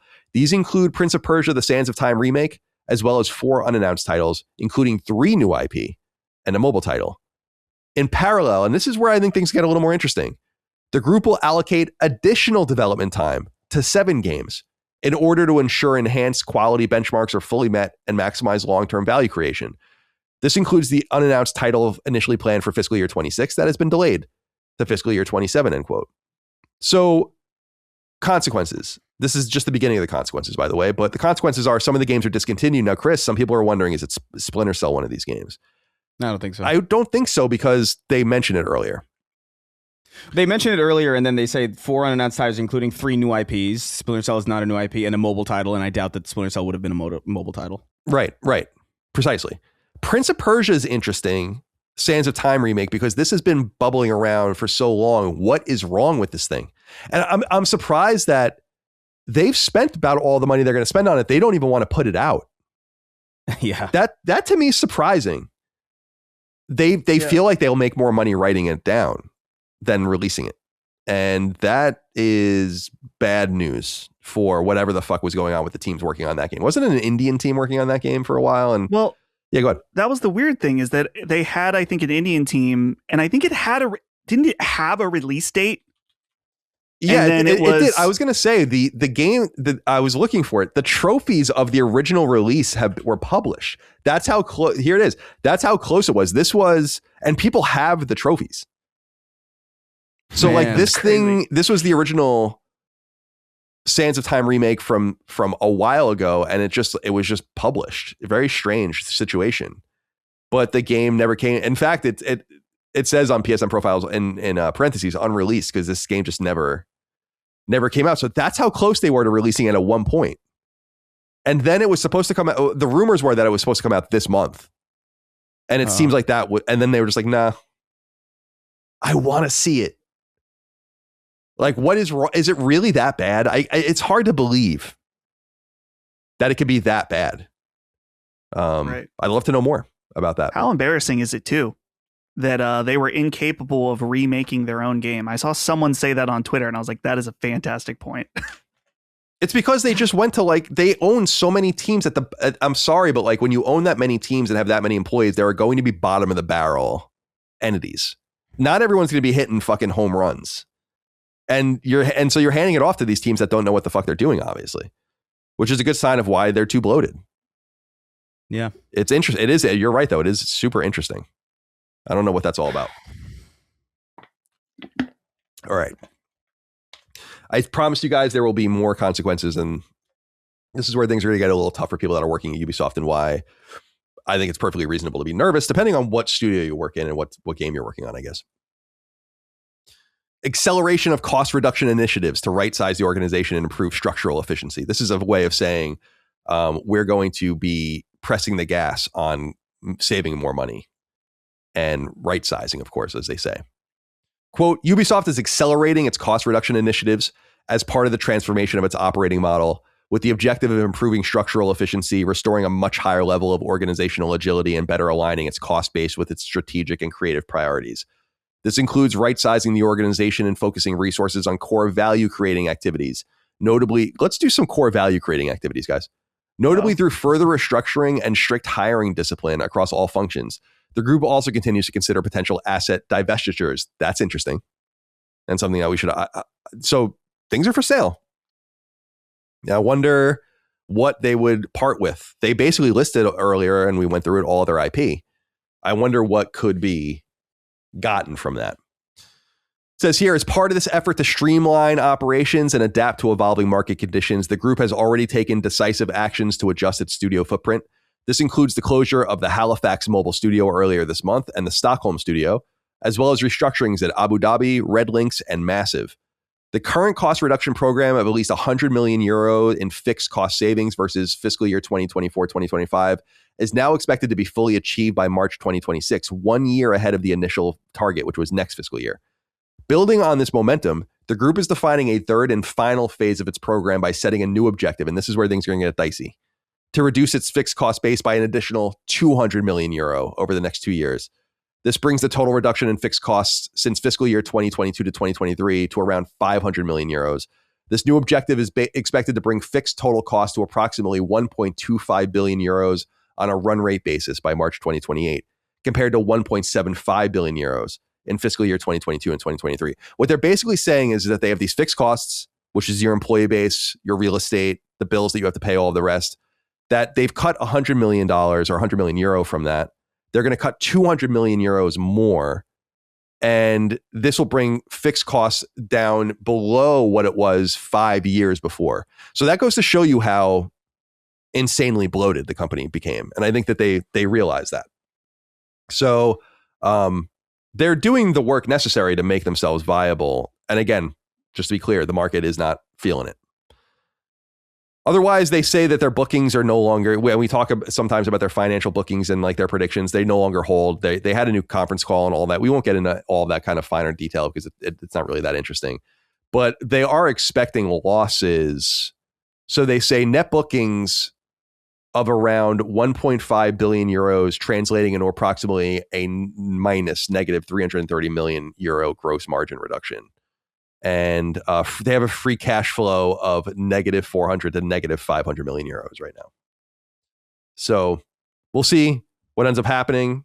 We have questions from the audience, but before we get into all that, any reflections more on what we have to say, or what we've said here and what we've gone over? I've done my best to structure it. I don't know if it makes sense to people out there. And again, we'll do a deeper Sacred Symbols Plus on all of this in the weeks to come. But anything else to say? I'm looking to see if anyone in these questions mentioned this. I don't think they did. There is one game in particular that has survived once again. Oh, Beyond Good and Evil. Beyond Good and Evil 2. What is it about that game? I don't know. I don't know. What is it? A sequel to a fan-beloved PS2 generation game, but I don't think anyone thinks it's like I don't get it. Masterpiece. Yeah, I don't get it. I'm sure some people do, but to be funding this project probably to various amounts over the last decade, and it's still holding on. They must see something in it, or they're past the point where they're like, we have spent so much money on this, we have to make it. I don't know. It's very weird. We'll see.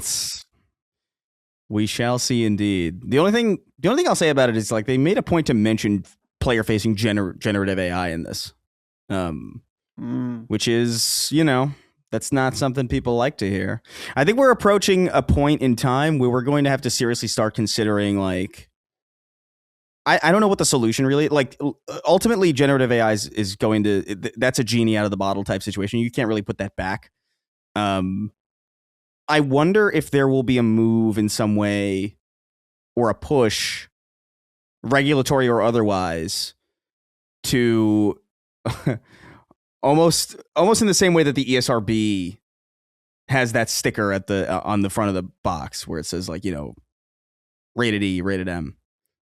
I wonder if there will be like something on the box going into the next several years where it's like AI.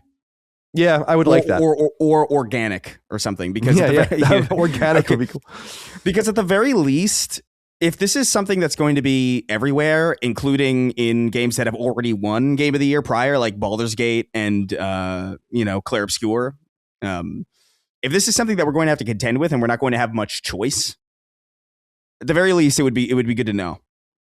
Like front facing, not buried in the credits, not buried in an options menu, not like the very last screen of the very last second of the game's credits, like on the box.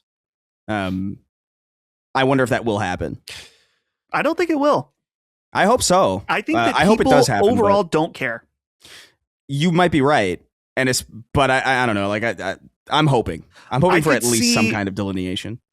I could see teams using it as a marketing point to be like, "Hey, we did not use it," but I think that will be appealing to certain people. But I think, unfortunately, the very anti-AI crowd in terms of art stuff is much smaller than it may seem.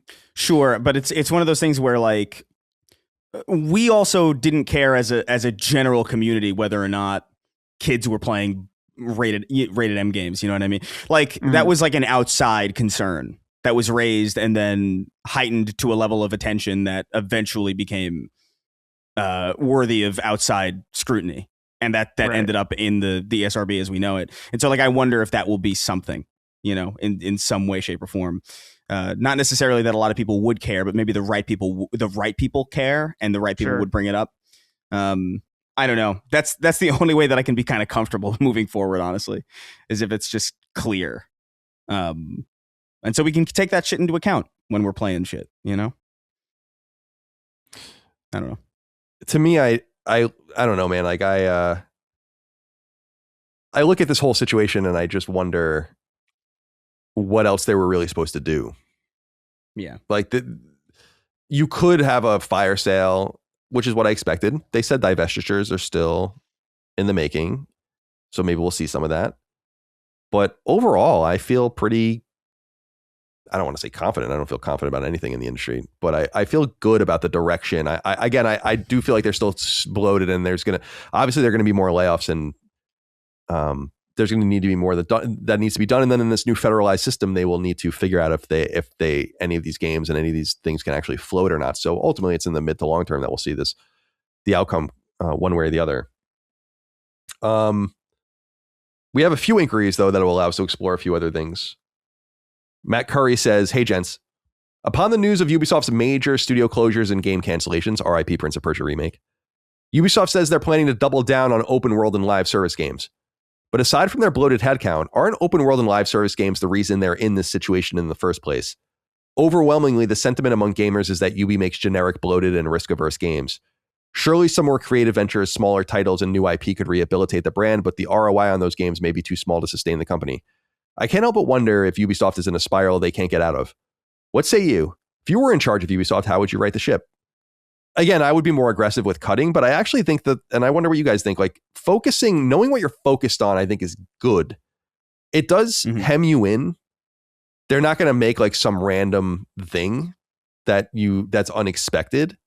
And it's, as Dustin was saying before too, it's like, how does some of this stuff even fit in any way into like what you're trying to do? Like, what's a Rayman game that's open world Rayman, I guess, which is fine, or something like that. But I actually don't really mind them saying, like, we actually kind of do this thing. These are the things we do best. And when you really look back at Ubisoft games, it's not really unlike they've been acting for many years. I mean, at least a decade. We always opine about the UbiArt games from the PS3 era and the early PS4 era that were so fun. Not only the Rayman stuff on Vita, that was great, and on the consoles, but stuff like Child of Light, Valiant Hearts. On Valiant Hearts. And those games are cool, and make those games if you want, but there is no money in it. And that's unfortunately, little swings and small ball is, as it were, and getting on base and trying to send people, there's not enough time. Like they have to take big swings and know what they do well. And when you really look at what has put Ubisoft on the map as a mega publisher, it actually is, or I should say, are games from those two genres. So I don't hate it. And it doesn't mean that they have to be tied to those things only, but as a ethos at the publisher to say, like, this is really what we do and this is what we do best. And by the way, if you make those games work, then there is a lot of money to be made. Games as a service are made to make money over time. And open world bloated, the games that we think are bloated and huge, like people do love those and they're willing to spend once or twice a year on those kinds of games. And it's about courting those particular players. And I'll just reiterate one more time because I just feel like it's lost on people. Assassin's Creed Shadows is a pretty big game. It's not like some failure. It did really well. I mean, yeah, they have their audience. And a lot of people are not in that, like a lot of people who might watch this show or like listen to this show aren't in that audience. And so like, it's easy to look at something that's like, oh, it's kind of a failure because I don't care about it. And I played 30 hours of Assassin's Creed Shadow and I just did not care for it. Right. But I'm not the mark for that game. And there's a lot of people who fucking are. And so, yeah, I mean, the idea that they are where they are because they make open world games and not because they're simply too bloated and they're just not designing right and they're not focused in the right areas of that design. Like, I don't think I think that's a little miscalculated. I think they would be fine to focus on, I think they would be fine to continue doing open world games. They just got to like narrow a little bit. They got to focus up on like what people are going to care about and get it right. Agreed. But Smash JT intro gave me autism wrote in and said, "Hey SS crew, news broke today that Ubisoft has canceled 6 games currently in development and delayed 7 others in an effort to ensure quality. There was a time when it felt like they were on top of the world, but these days it seems like that level of greatness is far behind them. I'm curious to hear your thoughts on this. Take care. Thanks for the great content." The reason I wanted to read this one was because I don't feel like Ubisoft can't regain its footing. It's just going to take time. The unfortunate reality of games today is that iterating is so much more expensive and so much more time consuming that turning the ship, it's like turning a galleon instead of a fucking raft. Like it's just, it's going to take time. And Ubisoft's made a lot of bad decisions. I'm not inoculating Ubisoft from criticism of all the shitty games they've made and all the bad decisions they've made. I just think that there's enough goodwill and good game within that system with IP that they contain and talent that they have. Also where they are headquartered in certain places like Quebec and France and able to kind of draw on talent at a rate that a lot of other publishers are not able to tap. Again, one of the reasons why, though it seems to be going a little pear-shaped, we gave Sony compliments for going to Haven in Quebec was because they never had a presence there. And people make good games up there. So I just want to say, like, their level of greatness that they achieved a decade ago, and really probably I would say the late 2010s was the last, like that they were on kind of the top of the world at that point. They had a lot of good things going. That was when bloat Assassin's Creed wasn't really annoying people yet. And they were selling, 15 million copies of this and 10 million copies of that. And Far Cry was killing and all the rest. Siege, right. Well. And even things like that were mentioned during the Creative House breakdown of games that kind of were pretty big for a while, like For Honor, and like they had a bunch of stuff. And so there's no reason they can't do it again. I just think it's going to take time. And what they're looking for is that big hit. It's not unlike what Sony's doing with games as a service. It's like the hunting for that big hit and sinking money into something that will just net you an enormous amount of revenue after the fact. As an example, and they're never going to have something like this, no entity probably will, but a game like Fortnite, though they spend an enormous amount of money developing it, we learned this about Genshin Impact actually, like how they spend hundreds of millions of dollars a year in making content for the game. It's like you're making billions of dollars. Like the return on investment is so much higher once the game's out. That's why they want these games to exist forever. Not get that one hit and then it slowly tapers off into nothing, but rather get that one hit, make all your money back, and then just have this thing that prints money. It shouldn't have to be explained really, but that's what they're going for. And then the open world stuff, I really think that strategy is good for them just because it's high investment, high reward. People still talk about The Witcher 3 like it's the greatest thing ever. And for a lot of people, it is. And that's a 10-year-old open world game. It'll be 11 actually in a few months. Fallout 3, right? These like big swings that every once in a while are these meteoric, permanent. Skyrim. These forever things. No surprise. What I'm a little afraid of is what they're doing with Far Cry and the rumors around that about. And I hope that they just kind of release a Far Cry game. Why argue with a game that sells 10 or 15 million copies? What are they doing? Remember we were talking about Far Cry 6 sales and we were like, what? I got to look it up again. Far Cry was it crazy? Like, was it exceptionally high? I don't remember. It was like a really Far Cry franchise is at 60 million. When you consider Far Cry crazy. 1 and 2 and Primal and all these other games probably sold not very well. 3 was the big one. Yeah, 3 was huge. Probably after that. That's it was it was the 11th best-selling game in 2021, Far Cry 6. I might be thinking about Far Cry 5 maybe. One of these games where we were like, what? Right.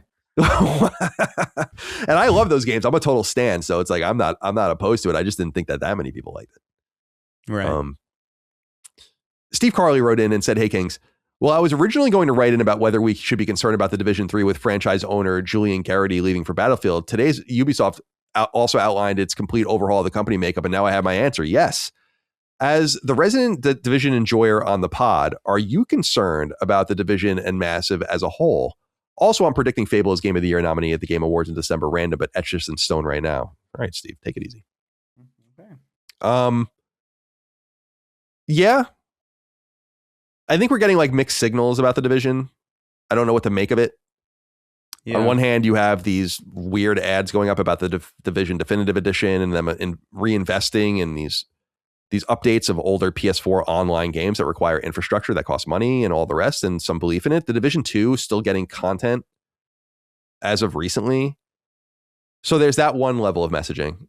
And then there's like the cancellation of the Division Heartland, layoffs at Massive, one of the more peculiar studios to have layoffs, considering they're one of the few studios that seem to be making anything for Ubisoft, which is like the Pandora Avatar game and the expansions for that, which I don't think sold well, but people liked. And then of course the Division content.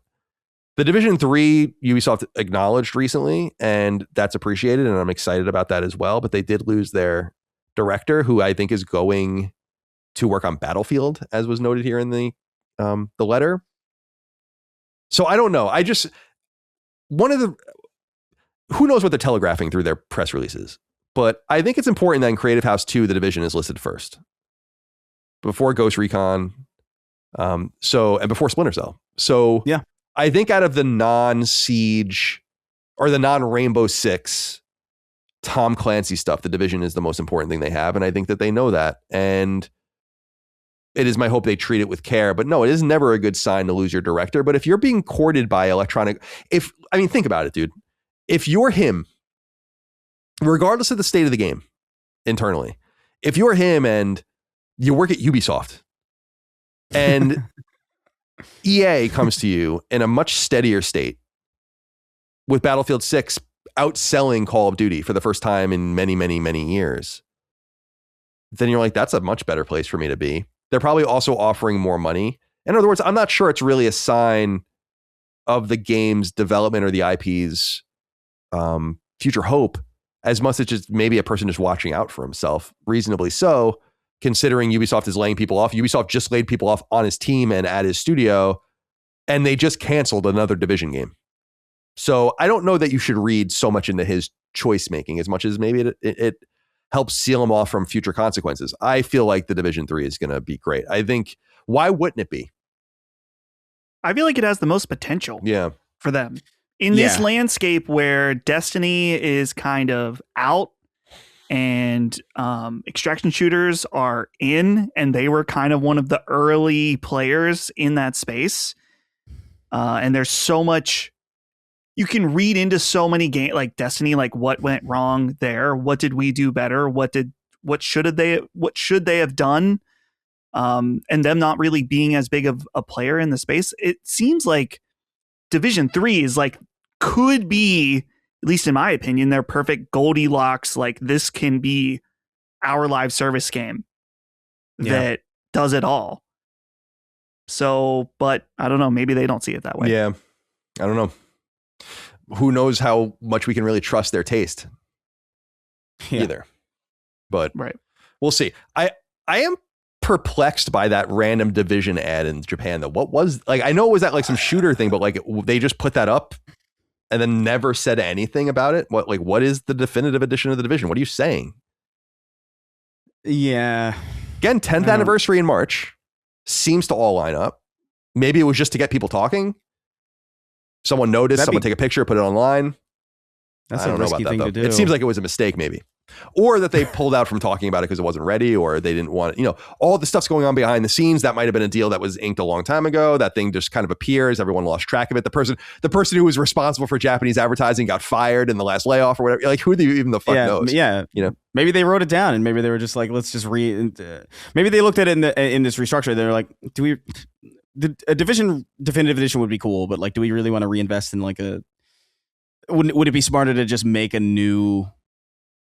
Wouldn't it be smarter to just do the Division 3 and focus everything there? Like, I can see also. I too think the Division has a pretty high potential. I think both Division games are very, very good. I think the only real issue with the Division is that it just didn't catch fire. People didn't care about it as much as other things in the space. But it was not for a lack of quality. The Division 2 in particular, like, plays really good.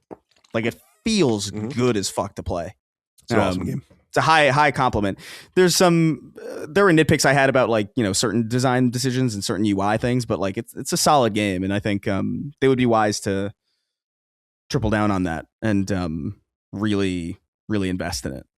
I think it's got the highest potential out of anything. Yeah, I guess aside from like maybe outside of like maybe Siege, I guess, because Siege is pretty popular as far as I don't know if it's still as popular as it used to be, but it was pretty big juggernaut, and they could probably do that again. But as far as new stuff, I think their head's in the right space. Yes, SteamDB Rainbow Six Siege. Let's see. It's an old game, you know. I wouldn't be surprised if it's waned, but it has 56,900 players right now. Yeah, its all-time peak was 1.8 years ago. Yeah, that sounds about right. So it's a game that's just growing.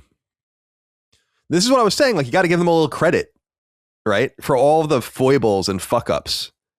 That's a pretty powerful game. That Siege far predates Fortnite, Apex Legends, any of those, you know, online shooters that ended up taking the world by storm. When 2015, I want to say. It was like fall 2015. It was like years before a lot of that shit came out. So, yeah,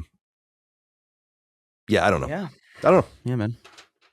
And frankly, I don't care. Let's move on to the next topic.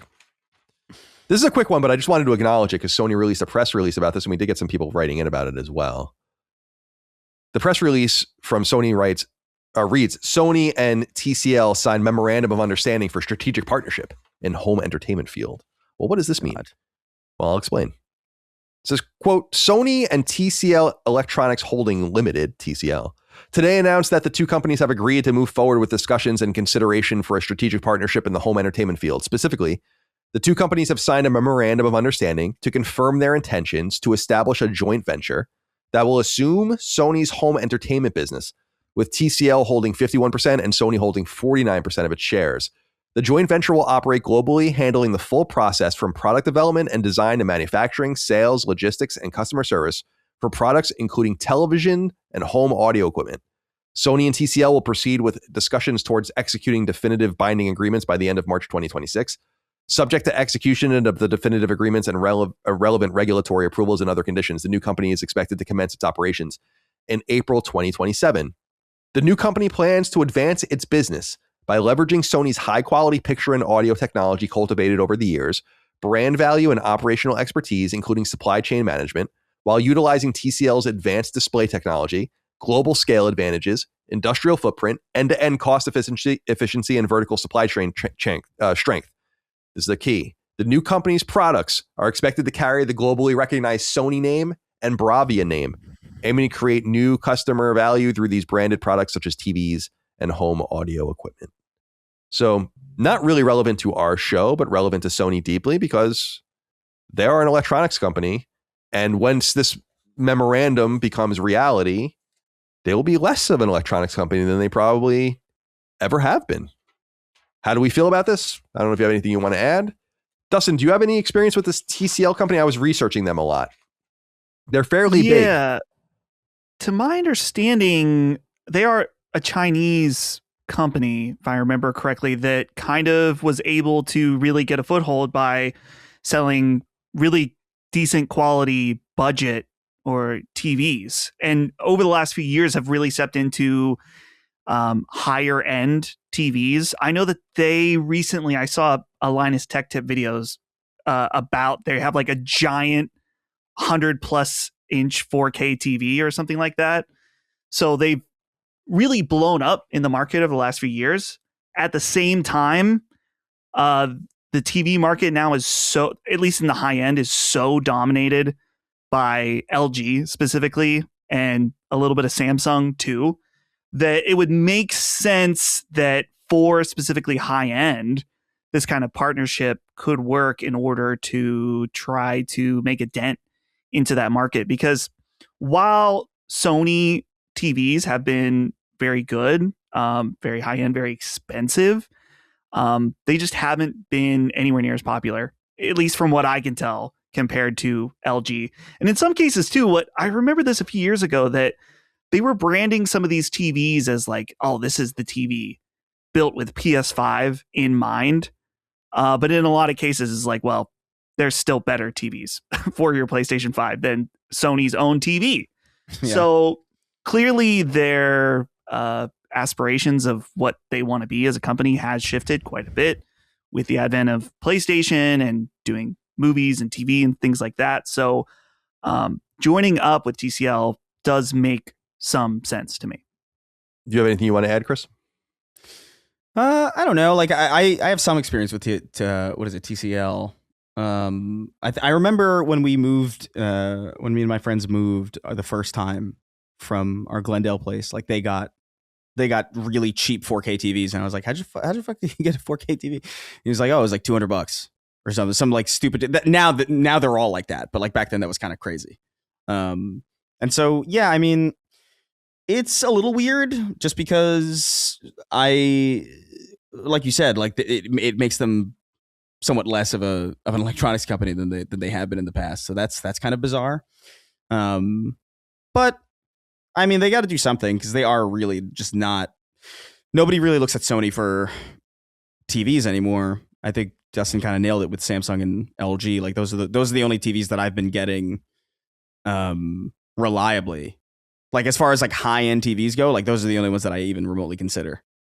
And so they got to do something. Let them do it. I'm looking here. It's funny. They have like a whole gamut of TVs from like a 1080p Google Smart TV for like $140 to these 4K LED TVs that are thousands of dollars. So yeah, they are covering the whole spectrum of pricing and technologies. I was reading a little bit about them because I've really not encountered them too much, but they apparently have 120,000 employees around the world and are like massively growing. And also the Chinese state owns a major piece of them. Oh, good. It's not a golden share like situation where it's like tacit. It's apparently like much more overt than that. They, in certain markets, they make cell phones. That was like their big thing originally. They made DVD players. They make air conditioners, appliances. I don't think we encounter a lot of that consumer grade stuff here. I think that's probably mostly in Asia. But I was reading too a little bit about them that they've done outsourcing kind of license deals like this in the past.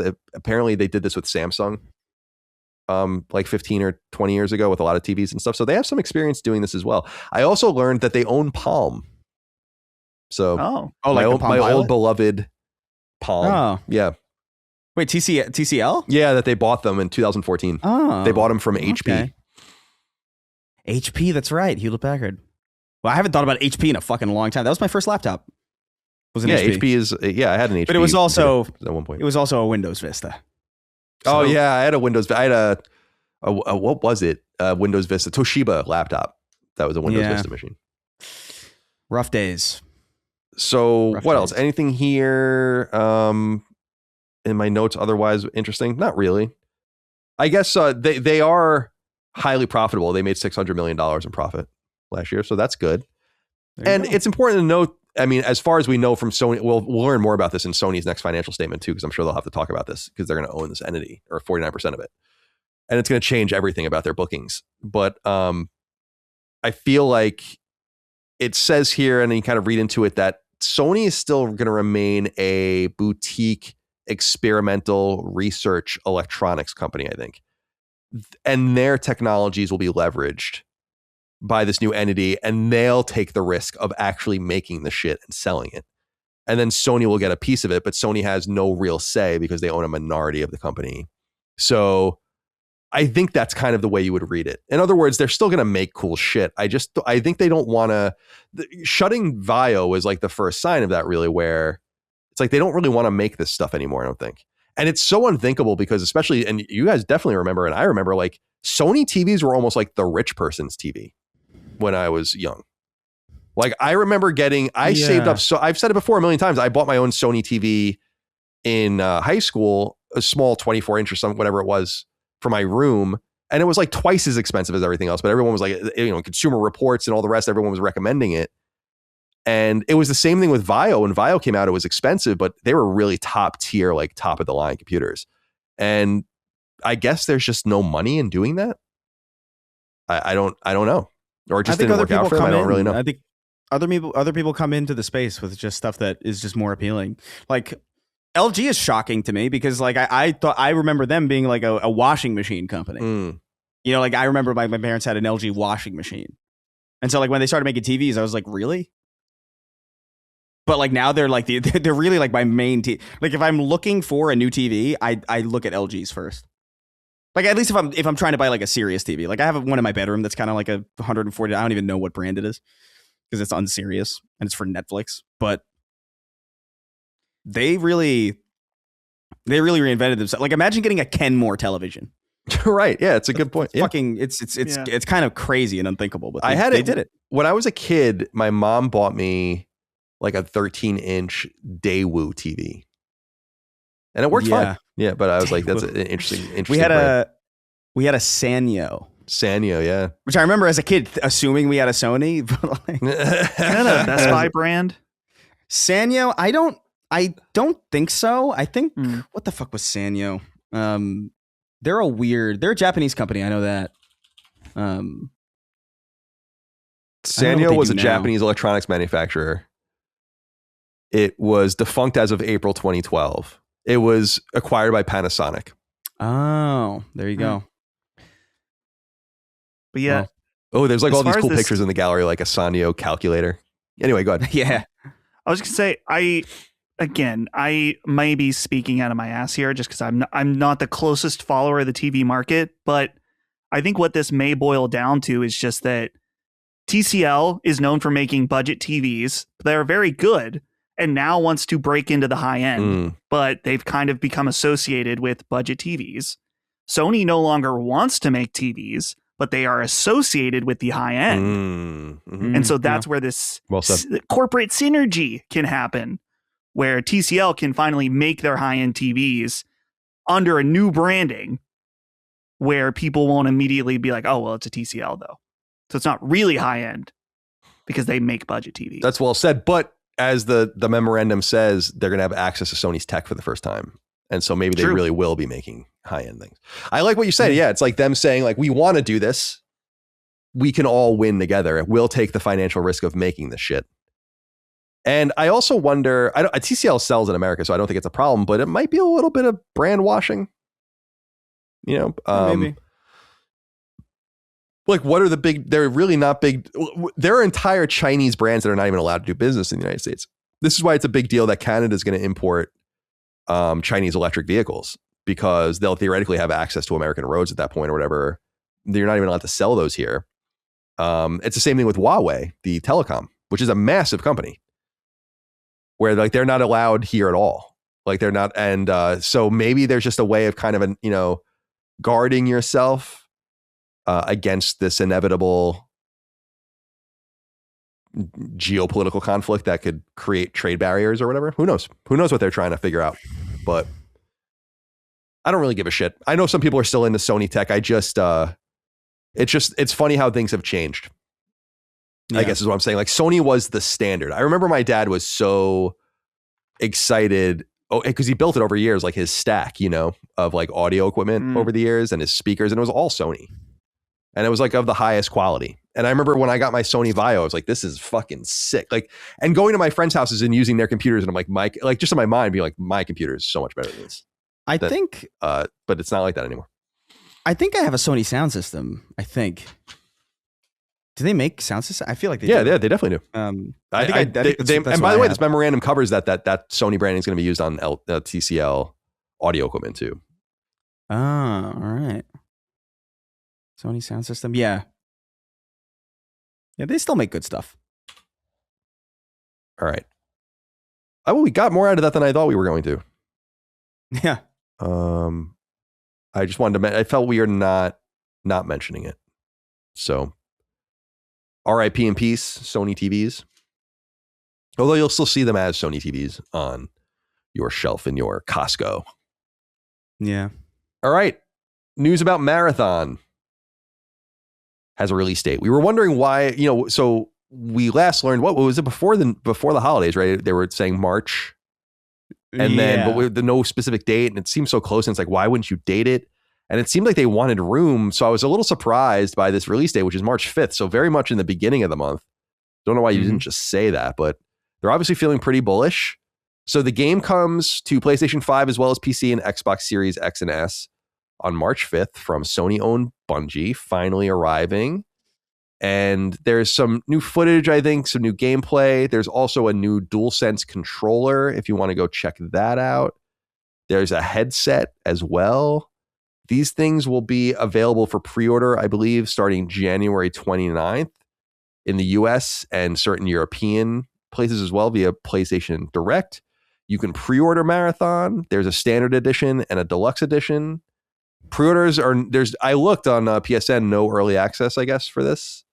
So everyone's going to go at the same time. Well, yeah. It doesn't. They're having, I guess, an open weekend before the launch. I don't know if it's the weekend before the launch, so like a couple days, or the previous weekend. But like, I think they said something about like there will be a public open, not beta, but I guess like trial period for anybody who wants to try it out. I think. Cool. Just That's awesome. Launch. Smart idea. So yeah. So Chris, I'm sure a lot of people are eager to hear what you have to say about Marathon's release date. Yeah, I was also surprised at how early it was, just on the assumption that like they were being coy about the date, because I figured it would be later. I figured it would be like the 28th or, the last week. But it's essentially in February, if presuming that the free period in which you get to play it is actually the weekend before. So that's kind of interesting. They seem to have pulled out a lot of stops here. They've got the collector's edition too, which comes with like a nice statue, a nice crazy box. I think it looks good, man. They did a Vidoc that kind of showcased the rest of the classes in there. They unveiled the cast, which I think was a very, first of all, stacked cast, very confusing. Like I understand that it's going to be, audio diary heavy and in a la BioShock. I get that. Like that's what I remember from the alpha, was that there was like a sliver of that. Surprised at how many actors are in this thing. Just a shocking list. But also I think something that they intentionally showcased, because I think it's one of the few things that they can point to specifically over Arc Raiders, which had this specific AI generated voice kerfuffle that wasn't really as big of a deal as it wasn't really that big of a deal, but it was something that people took note of. And so like showcasing a real human cast is, I think, intentional. But I think it looks great, man. I've been a believer in Marathon for a while. To be fair, I've also played it, so I just kind of know that it's good. But I don't think... So here's what I'll say. I think it's cool. I think what they've managed to do with the messaging around this game is actually fairly impressive, considering what they were dealing with not that many months ago. There's still negativity around Marathon, of course. Like, there's always going to be that. But the overall tide of opinion has changed pretty significantly as far as I've been able to read in comments and just on Twitter. It seems like they've managed to do something pretty difficult, and I think a lot of that is luck. I think a lot of that comes from Arc Raiders introducing a lot of people to this type of game and having them open to it. I think a lot of it comes from them starting from an initial reveal that was underwhelming, that allowed them some room to improve in an obvious way, that allowed them to showcase that, oh, this is distinctly different from what you saw before. A lot of things kind of fell into place for this, and I think they're in a very good spot, and I think they have Arc Raiders to thank for it, quite frankly. I don't know if there's a reality where even with the delay, Marathon comes out without Arc Raiders preceding it, and it does nearly this well as far as attention and curiosity goes. So I think it looks great. Well and said. You best believe I did cop that statue. I was like, I don't know. Why not? I barely do this. What do you think, Dustin? Yeah, I think Chris is right that I was thinking about this because clearly even I can agree that from the initial reveal that there were things that could be improved. Specifically for me, while the aesthetics of the game are incredible, the art direction, there was definitely some things they could do to make it look better. And it's obvious that they did that.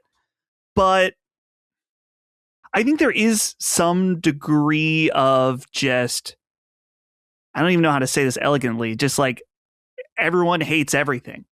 Mm-hmm. And the reveal of this game, like I said, maybe there were some improvements that I can agree needed to be made, but it was just enough that people were like, oh yeah, Sony, they put out Concord. This is also going to be shit. It got its like hour of hate. And now people are bored of hating Marathon, and so they've moved on to something else, which is now Highguard. Which maybe it's deserved, maybe it isn't. Maybe it's the same with this game too, that it will come out and people will hate it. I don't know. It just the obsession of hating things before they even really materialize is just getting so old. Yeah, for me. Agree. So I think that it looks awesome. I really hope it is great. Everything I've seen so far, even like I said before they made the changes that I thought looked really promising. And so I'm excited to check out this game. I don't need the controller. I don't need the headset, though. The headset is interesting that they have a branded PlayStation headset for this game. It's which one is this? This is Is it not the Pulse? Is it the Pulse Elite wireless headset? So it's like the nicer one, but both of them look cool. I don't need them, but I will be there day one, but not on PlayStation. Sorry, fam. I'm on PC for this one. Oh, damn. Sorry. I ain't playing with no controller. Damn. But I'll be there. Why? Why'd you say that on the PlayStation podcast? Why'd you say that? Obviously not a game for me. I think it looks cool. I'm hoping for the best for it. I'm very curious to see how it ends up doing. I mean, it's total unknown. Again, March 5th, you can pre-order now on console. I assume they'll do a physical version as well. January 29th for the controller and the headset if you want to pre-order those. Who knows what the run will be on those. We have a few letters from the audience here about this. King Ryan James wrote in and said, hey guys, Marathon has some of the highest pre-order numbers in Steam history, apparently. Did we see this coming? Is this game actually coming at the perfect time after the market has warmed up to several other extraction shooters? And is it going to be teed up for a home run hit for Sony and Bungie? I want to check this because I don't know that that's really true. That it's the most pre-orders of all time. That can't be true. I think what people are conflating is that it was at the top. It was like one of the best-selling games on Steam when it went up for pre-order. Yeah. That's not a huge surprise. But like with all of these algorithmic, mathematical kind of charts that we deal with, like the PSN charts and stuff, we don't really know how any of them truly work and how they operate in terms of updates and whatever. And by the time it started updating, it started falling down the chart. It's not to say that people aren't excited about it, but I wouldn't read too much into that. No, yeah. Other games that people ended up hating, like Dragon Age, I remember was the top selling game on Steam.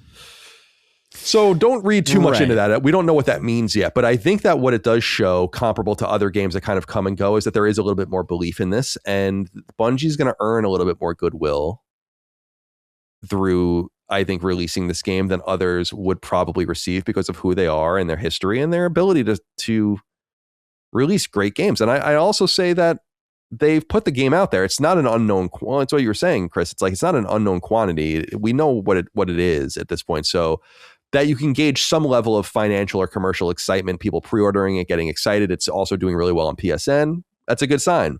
It's not something that we saw with Concord.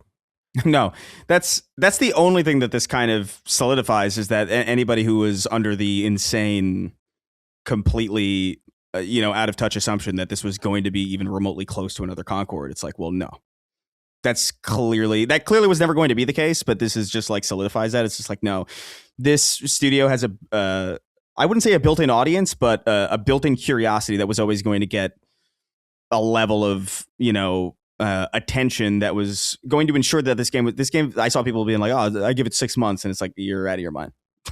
You're just not connected at all. Like, you have to understand, the people who hate Destiny have been playing it for a decade. Okay, like, people are going to be playing this, and extraction games are, they're very word of mouth oriented too. Like, I would imagine that once that free period comes out, where people get a chance to actually sink their teeth into it and decide, you're probably going to see a boost to the pre-orders again.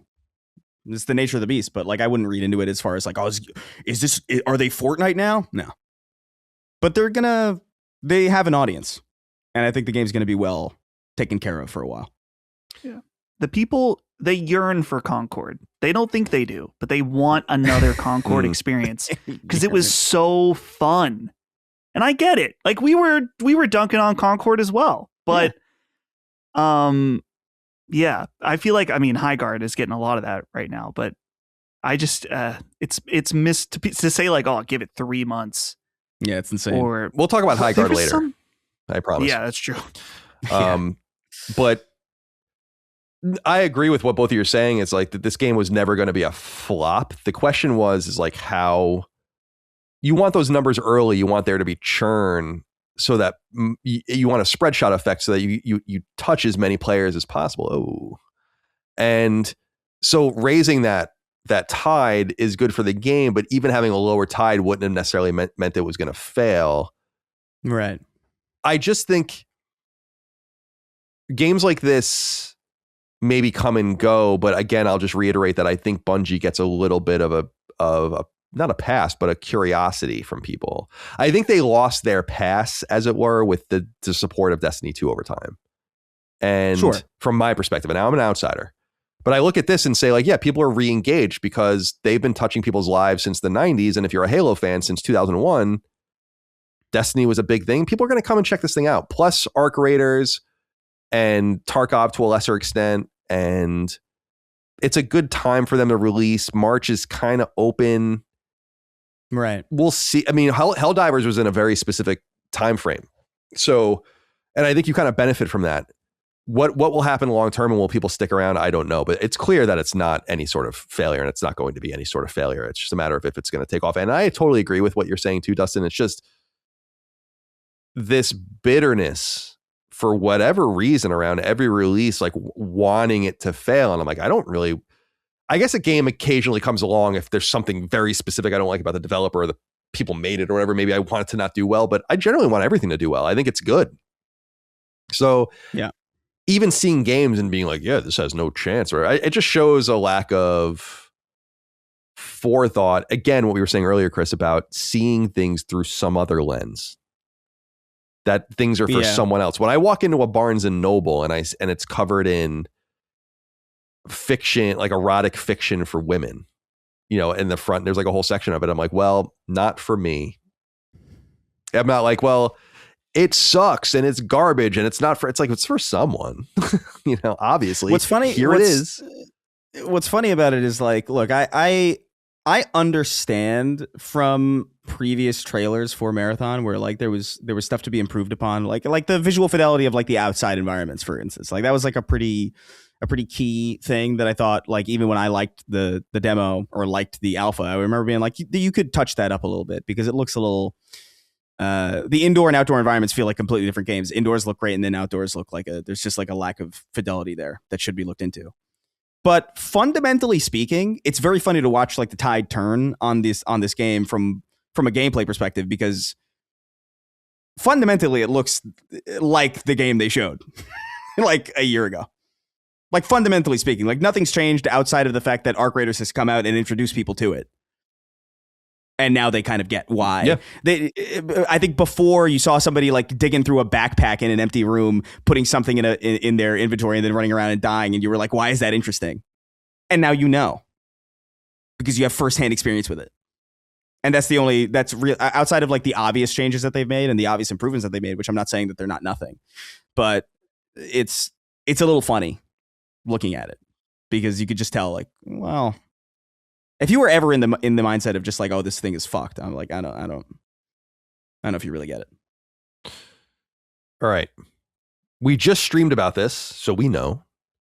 Most of our audience wasn't there for the stream and might not know.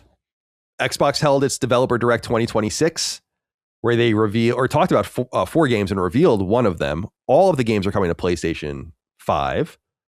We can talk about these games and however little or as much as we want. The big one for most people is going to be Forza Horizon 6. This is coming to Xbox Series X and S and PC on May 19th, but was confirmed during the presentation to be coming to PlayStation 5 later in 2026. We knew it was coming later, but we didn't know if it was going to meet this release date. This May 19th date, I think, was leaked a while ago, but we have confirmation about that. It's an open world, obviously, Forza Horizon game, very similar to the others. This one in Japan. Any interest in this one, guys? Forza Horizon 5, huge on PS5. I was wondering, is there an urgency? Part of me is like, yeah, there's an urgency to get this out as soon as possible. Look how hungry people are. The other thing is like, well, maybe not that much urgency. You don't want to overlap too much, but it seems like they're feeling pretty confident. They'll be separated by a little more than a year. So I'll be very interested to see how this does on PlayStation 5. Dustin, Forza Horizon 6, does it do it for you?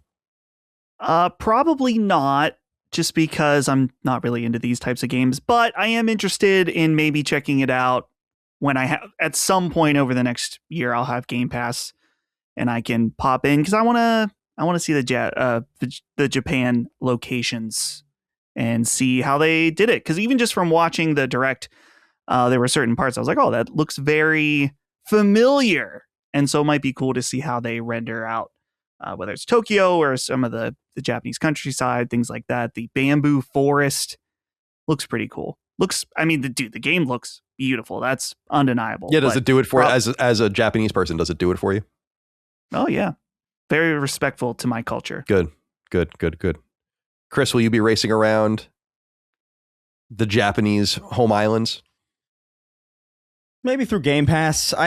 These aren't my types of games, really. Like Dustin said pretty much everything that I would have said too. Like, I mean, visually, I think it looks fucking incredible. Like, there were some little snippets of gameplay there where I was like, this looks really good. But also, like, every game now looks really good. Like, every game now looks good enough to me where a game looking better than the median isn't really enough to sell me on an entire $80 purchase, you know? But I think it looks really great. I think people who are into Forza Horizon are going to be really, really into it. I think it's going to do really, really well. I just, I don't know. I'm more interested in other things. All right. This next one that I wanted to talk about, I just found this so interesting.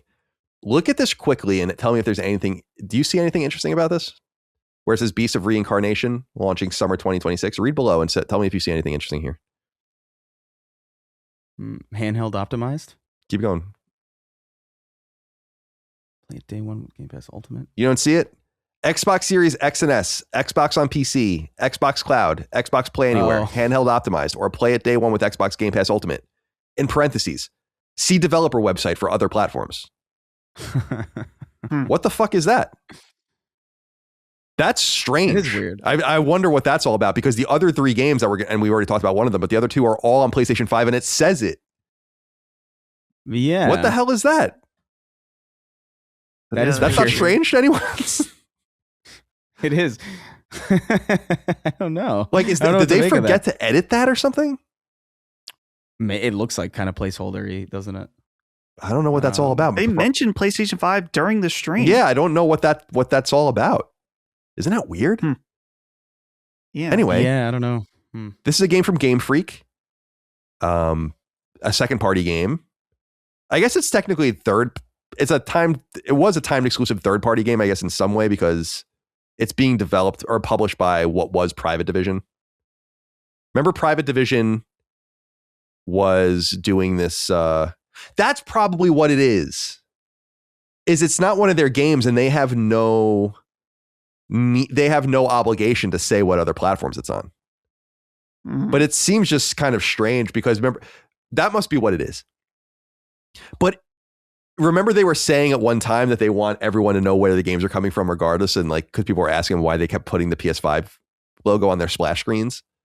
So a little bit contradictory. I'm sorry. I know I'm so hung up on the stupidest shit, but I'm so fascinated by that. The new game division, or the new publisher that was Private Division, is now known as Fictions. This game was originally signed under that. Remember, they signed Game Freak a long time ago to do a game. This is that game. So I guess it is more of a natural third party game. It will be on Game Pass, however. I think this game looks pretty cool. It's from Game Freak. We know Game Freak best from Pokemon, of course. They do other stuff too, but not really. What's the last game that they made of any consequence that wasn't a Pokemon game? I don't even know. Giga Wrecker? I don't know what that is. Tembo the Badass Elephant. You brought that up. I like that game. Oh yeah, Harmo Knight. I forgot about that game. The 3DS game. That was like this cute rhythm game. But this is something a little different for them. An action RPG, third person, with a dog. Very exciting. Chris, you were saying it's reminded you a little bit of Scarlet Nexus, which I can totally see. Yeah, well, yeah, not fundamentally, but like there's like the design philosophy around like the plant-based enemies or the plant-infused wildlife and things like that. I don't know. This doesn't. I don't know if I'm just glazed over to this or what, but like it. I see so many run around and hit thing with stick games at this point, and it all kind of looks the same. I'm sure there are things about this that are like specific and unique, and I'm sure the handling of it, like just the experience of play, is different. But this didn't really strike me. The woke dog, as somebody in chat. I don't know. It doesn't look necessarily for me. There's still a bunch of games that are in this vein that I am interested in that I haven't gotten around to like really putting my weight behind, like things like something like Lies of P or something. You know what I mean? Where like I'm still curious about that game and I want to go through and like finish it, but I still haven't. And so like the idea of like having another one ahead of this, I don't know. It didn't really speak to me, but I think it looked impressive, and you know the enemy designs are really cool. I also just don't. Genuinely speaking, I don't have a great experience with Game Freak. So, like, I don't really know what to expect out of this. Yeah, I mean, I wouldn't necessarily be mega excited about anything they were doing at this point either, but we were trying to be fair to them that, like, yeah, that Tembo game was fun. I guess they're doing the best with what they can, but yeah, Pokemon's huge. It's not like, it's just not a very quality product. I don't know. Is that controversial to even say? No. It's obvious, right? No way. Yeah. That it's just kind of like being pooped out at this point. And that like they've refused to put any money or time into anything Pokemon related. Like it felt like, and I was much more engaged Nintendo fan at the time, but even during the N64 and into the GameCube era, like they were still not to say that things were always high budget, but they were trying to do different things with Pokemon. Now it's just like farting this shit out. But I'm kind of speaking out of turn because I haven't played Pokemon in a long time. Dustin, you have anything you want to say about this Beast of Reincarnation? It's Japanese, so do you know anyone that worked on this game? Man, it's really your one thing. Yeah, I know. I don't have anything else. I'm sorry. It's lazy. Yeah, you're right. You can do better. You're absolutely right. I'm saying that because I know you can do better. You're right. I believe in you. You're right. Will I do better? well, but I can do better. I can do better. Therein lies the question, I guess. This game, the trailer today reminded me it had a lot of Nier Automata qualities, specifically in the music. And it says setting her off on a journey through Japan circa 4026 AD. So like a far, assuming some kind of post-apocalypse some robots in there as well. This also leads into the fatigue of these semi Souls adjacent. I don't necessarily want to call it a Souls like because I just don't know. And it doesn't feel wholly unique, but I think it looks interesting. Looks like it could have something to it.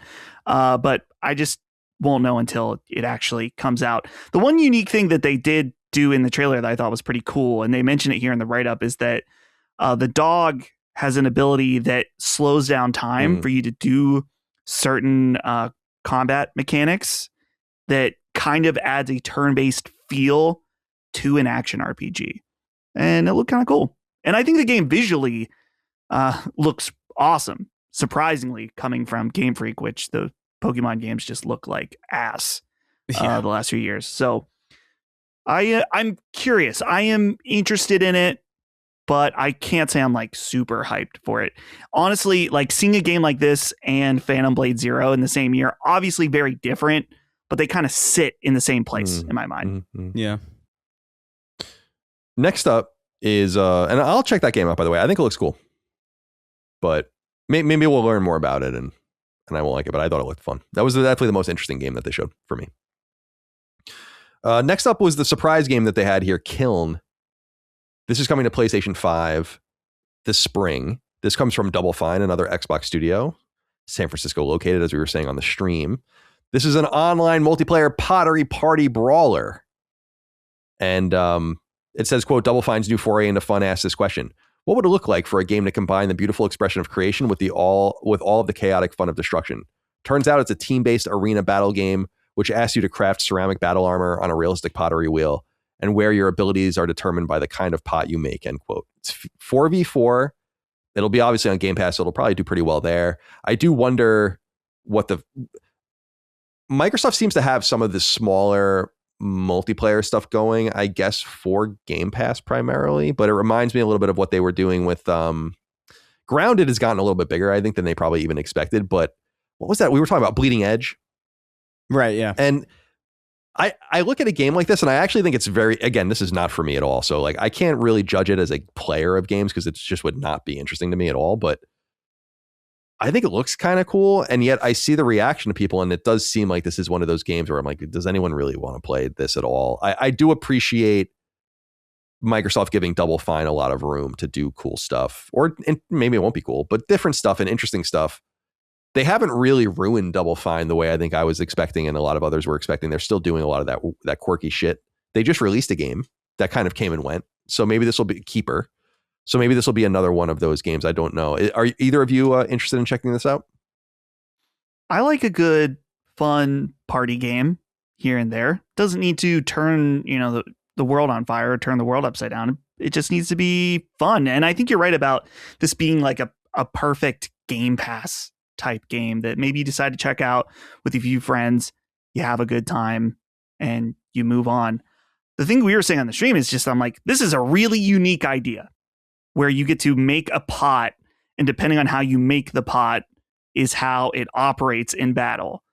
I thought it looked cute, looked kind of fun. I would love to do a sacred stream of this game where we could play together and check it out when it comes out. But I like it. I'm not hyped for it or like this is going to be amazing, but I can appreciate a good, creative, unique idea in this landscape, in this market.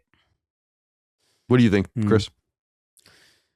Yeah, I mean, dude, I like weird stuff. I like Double Fine's output generally. Like, I haven't played Keeper yet, but I have it. And, I like, Brutal Legend and Costume Quest we brought up on the stream. And I think it even came up they flashed it on screen during the developer direct. And it's just like, I like Double Fine. I think they make weird and interesting things. And I'm like you, I'm kind of glad that they were able to avoid, they were able to avoid the rare, the rarefication of them by early Xbox. Although Rare has, since kind of gotten back to a creative kind of spirit. Although Everwild is kind of still, Everwild's gone, right? Like they yeah, that's done.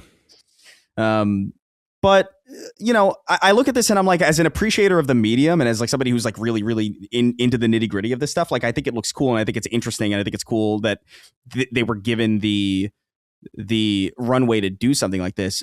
But also I wonder, like, from like a player perspective, it's like, even if I thought this would look cool, or even if I thought that this was something that I would like to play, I would have to convince other people to buy it also. And that's kind of the inherent problem with multiplayer games, but not even just multiplayer games, but adding to the, not just multiplayer, but niche multiplayer, that's a tricky place to be. If this is a couch co-op game or like did they even say if that was something? I don't know if I paid that much attention to, like, let me see, the nitty gritty, if that's possible. I could see that being kind of cool. Right. And I could see that being an easy way to get people involved and be like, hey, come over and like while people are over, like, we'll pop this thing in. But convincing other people to jump on is really the issue. And I guess that's what Game Pass is for. Like the barrier of entry is kind of gone. And if you're playing multiplayer on Xbox at all, you have Game Pass because you need it, I think, to even participate. So I don't know really how I feel about this because I appreciate it, but I also I don't know how realistic it's going to be for other people to get other people in. That's kind of where I sit with it. Yeah, I'm looking. They on Xbox Wire. I'm scanning. They have a preview. I did a Control F for local. Nothing came up, but they have an extensive preview there called "Creation and Destruction: How Double Fine's Kill and Combines Pottery with Brawling."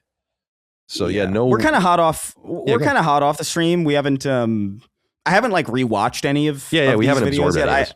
I intend to do that certainly with Fable, but maybe that's in here. Maybe it's not. But I like this. And I would like to do a sacred stream of it. I think that would be cool. Yeah, that would be cool. But yeah, I worry about it because it's a niche game, and on top of that, it's a multiplayer project, which it's all limiting factors.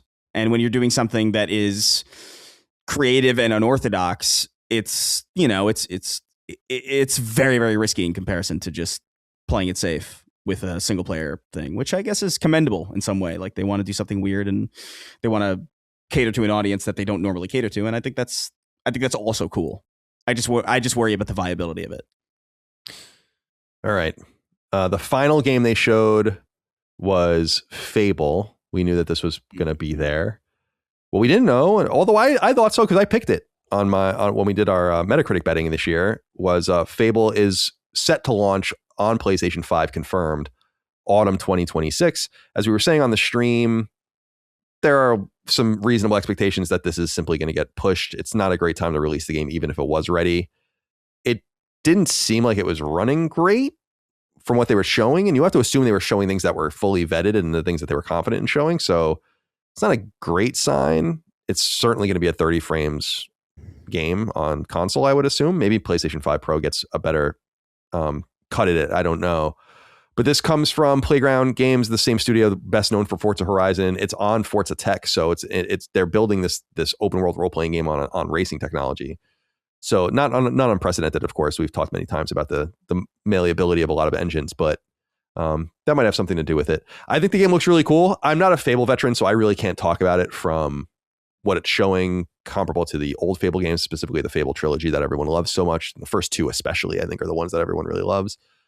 But it is PlayStation 5 bound this autumn, and I thought it looked fun. I'll maybe be interested in checking it out. If it really is coming out in the autumn, it's going to be pretty busy at that point. So I don't know that I would really get to it. But what are our thoughts here on Fable finally, after all these years, coming out? Dustin, you can go first. Sorry. Sure. I played the first Fable when it came out a long time ago, and it's been so long that I remember it, but not very well. And then I didn't play Fable 2 or 3. But I think the most promising thing about this trailer to me that I appreciate is they were saying that there is no just good morality and evil morality. Whereas that was like very much the case in the first Fable. It's like you do good things, people like you. You do bad things, you start to grow horns and have smoke and flies around you. It was like very cut and dry. And they were saying in the showcase about how certain actions certain people are going to like, and certain actions other people are going to like, or some people are going to dislike. And there was a whole thing in the trailer about like buying up businesses, being a landlord, kicking people out. So I like this more morally gray system. I feel like that opens up a lot of different opportunities where I think about a game like Mass Effect, where it's like, well, I feel like for the sake of the story, it makes sense that Shepard's a good guy. So I'm just going to be a good guy. And maybe you do another playthrough where you're like, well, I'm just going to be an asshole because it's fun. But there were a couple instances in Mass Effect where I was like, I'm going to punch this guy because this is what he fucking deserves. And it's evil. But to me, it feels like a good thing to do. But the game registers it as a renegade decision. And so I love this idea. And I don't think they're the first game to do it. But to see it on this scale, I do agree the trailer, some of the frame rate and animation looked a little weird, but it's still early. So I'm not necessarily going to say that that's locked in. I'm sure they have time to improve and optimize. But Colin, I do think you're right. Being how simulation based this is in terms of they're saying that each villager has their own routine, their own life, their own thoughts and opinions about you. You can talk to every one of them.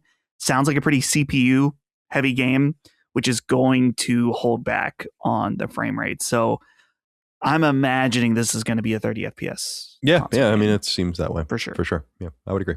Chris, anything you want to add? I mean, no, I don't know. I think I have the same criticisms. I think as everybody. I think the frame rate looked a little shoddy, but it looked a little bit to me like the 007, early footage that we got, where it just looked like them being a little bit more transparent. And I mean, if games famously don't run super well until, in a lot of cases, like the 11th hour, unless you're like really focused on optimization, like Marathon even seems like to be targeting a really, really low spec grade, which was also something that came out of that information, and that's cool, but like that's not every game's priority. There does seem to be a CPU intensivity to this, or a CPU intensiveness to this kind of game, which makes sense. I wouldn't have expected anything else. Look, man, I'm a big Fable fan. Like I loved Fable 2. I think Fable 2 is an underappreciated game. I think it's really, really fun and really atmospheric. I worry about the transition into a fully open world, structure for a game like this. And I say that only because I felt that the zones, I think I just prefer open zones. I prefer there to be like distinct delineations between spaces. I think it's one of the reasons why Borderlands 4 didn't work as well for me as the previous Borderlands. I liked the separation and feeling like I entered a distinct new place. So I'm a little bit worried about that. It was nice to see Bowerstone again. It was nice to see like these old cities kind of touched up and livened up. I love the morality system there with like evictions and stuff. I think it's cute and interesting. And it was one of my favorite things about Fable 2 was kind of just engaging in weird shit and just like, I'm gonna get married and then neglect the shit out of my wife and then just go adventuring. It's like the fact that you could do that is hysterical. And you can have just it's an interesting game in that way. One thing I was actually quite happy to see, and I think it might be actually controversial for some people if they're not used to how Fable plays, but I was happy to see the combat. It's a third-person action game that doesn't look like it plays like a Souls game. Not that a lot of games play like Souls games distinctively, but like there's a type of camera, there's a type of lock on it, and you kind of get used to it after a while. And I've lamented on the show and on stream and elsewhere that like I really feel like we used to get third-person action games that felt more distinct. Like Max Payne doesn't play like Lost Planet, doesn't play like Resident Evil, doesn't play like Gears of War. Like I felt like there was a lot more flexibility. Doesn't play like Prototype, doesn't play like Infamous.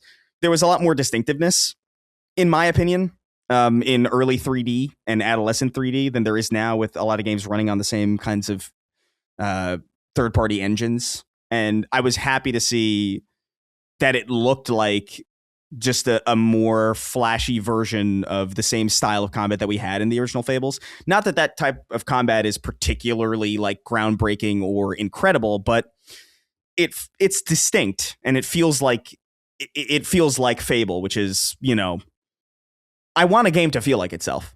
I don't want to be playing a game and feel like, oh, this reminds me of 13,000 other video games that I've played in the last year. You know, like I think that's as we move away from proprietary engines, I feel like that becomes a bigger and bigger issue. But I was happy to see that. Hopefully they can get that frame rate ironed out. At the very least, get a smooth 30. Playing Destiny again kind of reminds me that, like, yeah, 30 is not so bad if it's just like smooth and not jittery. But the footage was quite jittery. So hopefully they can iron that out. And hopefully it's 60 frames on PC. I would imagine that it would be if you've got like a good rig. But I'm looking forward to it. I'm happy with what I saw. I'm betting on a push to spring of 2027 personally. Like I just like you said earlier, like I don't think it's a smart time to release even if it was ready. And if it's not ready and you go after GTA, then you're just kind of, I think it's kind of a lose-lose really in autumn for a game like this, a third person, single player adventure game. I just think you're better off waiting and giving some space to the behemoth that is clearly there. Or maybe they're just waiting to see if they delay. That is possible.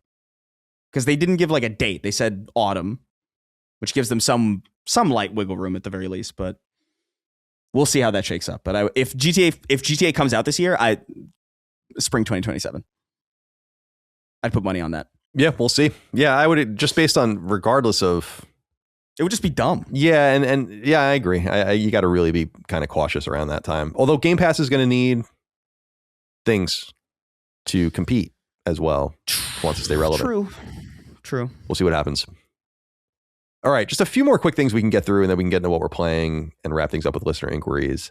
I wanted to share this. I didn't see this making the rounds too much, but I noticed this on LinkedIn when I was spying on people, as I often do on LinkedIn. There's always interesting stories and things to pick up there. This guy named Simon Carlis, who is the founder of an analytics firm called Game Discover Co., wrote that the jumping games and all these different games that were removed from THI Games or ThiGames, which I think is a German entity, but I'm not positive about that, but their website's in German, so that's my assumption. We were talking last week about how their games were just unceremoniously removed from the PSN, like more than 1,000 of them. And as this guy notes, and it's true that because of all the stacks between the territories, it actually comes down to 153 individual games. But based on their proprietary data set, based on these games, I just wanted to share that this guy, Simon Carlis, says that these games have made about $10 million cumulatively. So nothing. If that's $10 million gross, and that's $3 million to Sony, which is, again, gets into like the triviality of like, why would you even bother for that much money to ruin your storefront? But serious money being made on the other side.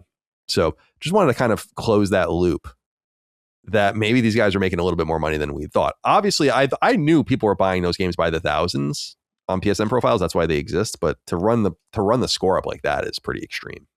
So I'm eager to learn more about what happened there. And I wonder if anyone will ever say anything.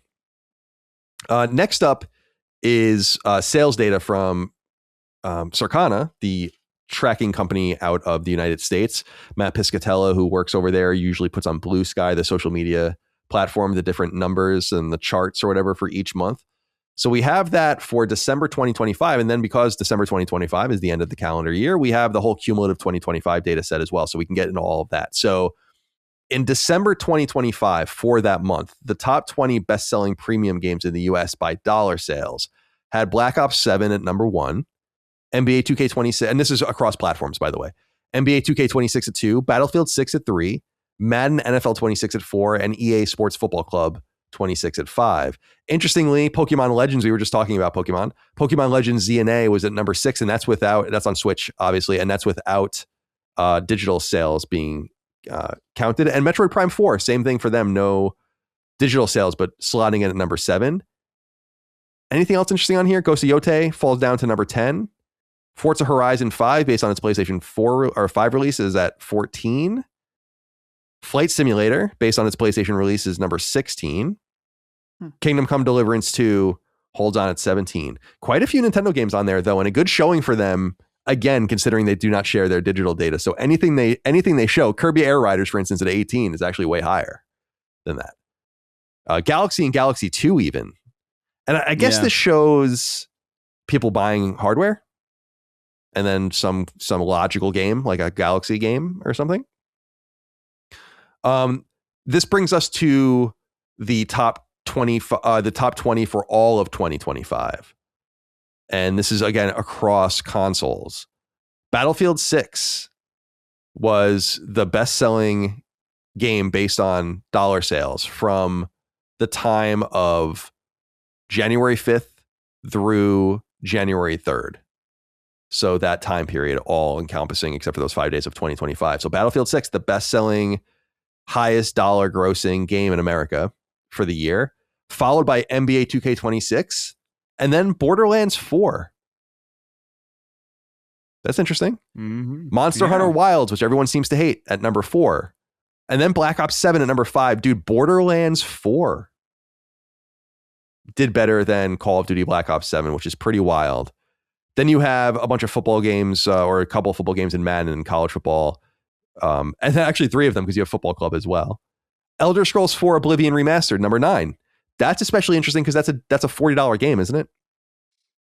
Yeah. So lots of units. 40 or 50. Lots of units sold on that. Ghost of Yotei, number 11 overall. Only on PlayStation 5, so good showing for them. And then followed by MLB The Show, 25 at 12. Night Rain, your game there, Dustin, number 14. Again, another discounted game, so moving a lot of volume, which is great for them. Kingdom Come Deliverance 2 at 15. And again, Forza Horizon 5, 16. Just incredible. Split Fiction holding on there at the end at 19. So we have that data. And then we have another data set to go into as well. But we'll get into that. Let's get you guys on the record first about how you're feeling about those cumulative data sets that I just shared. Dustin? Yeah. Borderlands 4. Wasn't there something that they were like disappointed with it? Yeah, they were. With I think they said it was soft. Okay. All right. Well, okay, Square Enix. Yeah. I don't think the craziest thing about this list, which we already acknowledged, is Black Ops 7 to me, being all the way down at number 5. Not very good, but we've talked about that endlessly. I'm curious to see what they're going to do to try to fix the IP going forward. Battlefield 6, number 1. They finally did it. They finally beat not only Call of Duty, but every other game. And the game's really good. So congrats to EA. Anything you want to share, Chris? No, I mean, outside of the fact that, like, I remember when we talked about this conversation of the hypothetical, like, Battlefield versus Call of Duty, like, is it possible that this is the year that they do it? I remember feeling like, yeah, I think this was this, like, I feel good about my gut going into this about this particular year, because this is kind of, I mean, it's fucking impressive for them. Granted, obviously, a lot of things to consider. Arc Raiders being in the mix to kind of soak up a lot of the attention, and then also, you know, just Call of Duty having a piss poor year, and also Game Pass is there too. That's worth considering. A lot of people just not even buying it for that reason. But it's dope as hell to see Battlefield at the top of the chart. It's really cool. It's nice to see, just from like the perspective of like, man, it's nice. It's just good to see like a good PvP, a proper multiplayer shooter in that space over something that I consider to be like a bit long in the tooth and largely just an IP that's coasted on recognition and just kind of not really put their best foot forward as of late. So happy about it. All right. Or PlayStation platform data cumulative for 2025 from that same period of January 5th, 2025 through January 3rd, 2026. The best-selling game on PlayStation platforms during that time was NBA 2K26.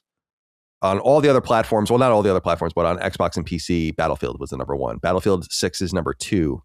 Ghost of Yotei 3, Black Ops 7 4, Madden 5, College Football 6, The Show 7, Call of Duty Black Ops 6, 8, EA Sports Football Club 26-9, and then Forza Horizon 5 at 10. Very, very interesting there. I wanted to share, just before we move on, just to give people a little bit of taste, what it's like with Nintendo, right? Top 10 best-selling games on Nintendo platforms, so Switch and Switch 2. from that same year period. Pokemon Legends, Donkey Kong Bonanza, Super Mario Party Jamboree, Mario Kart 8, Mario Kart World, Super Mario Galaxy, Metroid Prime 4, Minecraft, Hogwarts Legacy, Kirby Air Riders. 8 of the 10 games are theirs. And none of the games that they publish count digital sales again. So it's such a bad... I guess what I'm saying is it's such a bad showing for third parties on Switch, because even with that benefit of counting digital and physical sales for them, they still can't chart. And Nintendo is just so mono-reliant on their own stuff. And I don't know. I don't know how that's going to work for them long term, but it's working great for them now. But it's why they just don't push volume comparable to even Xbox, nonetheless PlayStation. Yeah. I wonder, maybe am I misreading this? Why does it say Minecraft's publisher is Nintendo? Because Minecraft publishes on Nintendo is the publisher of Minecraft on their platforms. Oh, really? I assume. That could be an error, but I'll look. No, I mean, I just didn't know that. That's what my assumption was, because they have the asterisk next to it. Well, the asterisk just says digital sales not included for right, which would indicate titles. Microsoft shares their digital sales. Oh, okay, I see what you're saying. But I don't know for sure. It doesn't say developer publisher. Yeah, it doesn't say. It says the PlayStation. That might be an error. PlayStation 3 version was published by Sony. Localized version of the game, mainland China, published by NetEase. Yeah, I don't know. It could be an error. They make errors sometimes. All right. We don't need this either. And just a couple games that I wanted to talk about. Crimson Desert is gold, and they wrote it on Pearl Abyss's website. The game is gold, meaning, of course, it's ready to go, and it will launch March 19th. I'm looking forward to this game. Definitely going to check it out. And the other thing I wanted to say was reliable leaker Dusk Golem notes that the long-rumored Resident Evil Code Veronica remake will be announced this year. So we'll have to keep an eye out for that as well. Code Veronica, of course, the famous Dreamcast game from 2000 that was ported to PS2 the next year. And but very well known for being an early and prominent Dreamcast game. And that, along with Resident Evil 0, looks like it'll be en route. There's some bubblings of a Resident Evil 5 remake, but who knows what's going on with that as well. That's all we have for the news, though. So it's time to move on to what we're playing. We take a break in between these segments traditionally, and I realize I hadn't gotten up since before we started streaming. Uh-oh. Oh, man. So my body, like a bag of bones over here. All right, let's get into what we're playing. Chris, let's start with you. It says you're playing Jack and Daxter, a very interesting selection. Yeah, man. I was, I don't know. I wanted to play something, and I wasn't in the mood for something serious or something heavy or something that I felt was going to take me 40 hours. So I was like, what do I have? And I realized I had Jack and Daxter installed. And I was like, oh, why did I install this? I don't even remember doing this. And I was like, it's here. I might as well. Not that it would have taken me that much longer to install. It's probably like, it takes probably like 3 seconds to install it. But yeah, so I started it up. I have no experience with Jack and Daxter really at all. Like I dabbled in it a little bit, like in the PS4 generation when those SKUs came, if you remember. Yeah, but that was the collection. I mean, it's not in a collection SKU. Like they just came individually to PS4. Like that's right. They've split them up. You're right. Yeah, because I think the collections were for PS3 and Vita, and then I think they did a la carte releases. I think they did the same for Ratchet, if I recall. Yeah, very cool. Yeah, I think so. Too. Yeah, so like I have all three. I have like that entire series really, and it was always like a blind spot for me because during the PS2 generation, I was really focused on like Dragon Ball Z fighting games or just what was going on over on Xbox with like Splinter Cell and Halo and those types of things. So I missed out on this entire generation of like platformers, and I'm like, I really should really do this. I've been curious about Jack and Daxter for a really, really long time. I remember being kind of transfixed by it, like when I was a kid, and just never really making the time or setting aside the savings to get it. And so I'm pretty early on into it, but I'm enjoying it. But man, you know what? What's really fucking me up about this game, man? No way to uninvert the camera. Really? In the first Jack and Daxter. Maybe that changes later on, but like, Oh boy. I'm still in the period of like adjusting, and I know I'll be able to do it. I adjusted to 30 frames. I can probably adjust to I adjusted to 30 frames for Destiny, so like I can easily I would imagine that with enough time I'll be able to adjust to the camera, but like it's kind of kicking my ass. But one thing that's striking immediately about it is just like I like how immediately obvious it is that these guys did crash before this. There's like a spinning move when you press circle, which is, I think, square in Crash Bandicoot, but it's like a very Crash kind of spin attack. There's all these like, the first, like one of the first things you do is like go through this warp gate, and it's like, oh yeah, all right, I remember this. I like this this trapping. But I'm into it. I like the world. I like the characters so far. I like the tone of it. It's like light enough that I'm kind of into it, but it's not. You know, I know. I don't know. It's good at kind of getting you involved, and there's a lot more mechanics There's a lot more mechanics in here than I thought there were. Like there's like different types of health, and like there's like immediately when it starts off, it drops you into a very PS2 era tutorial where it's like. It reminds me of those early games where it's just like, press the action button, you know, like Sly, press the action button to release the Epstein file. Like it's a lot, but I appreciate it because it kind of gets it all out of the way early. But I'm liking it so far. I think I'll stick with it. It'll be a nice little kind of end of day routine for me. I like this generation, man. Like I like 360 and before is just like a very cozy. There's something cozy about the design of it and the scale of it and the approachability of it. There's something to be said about it.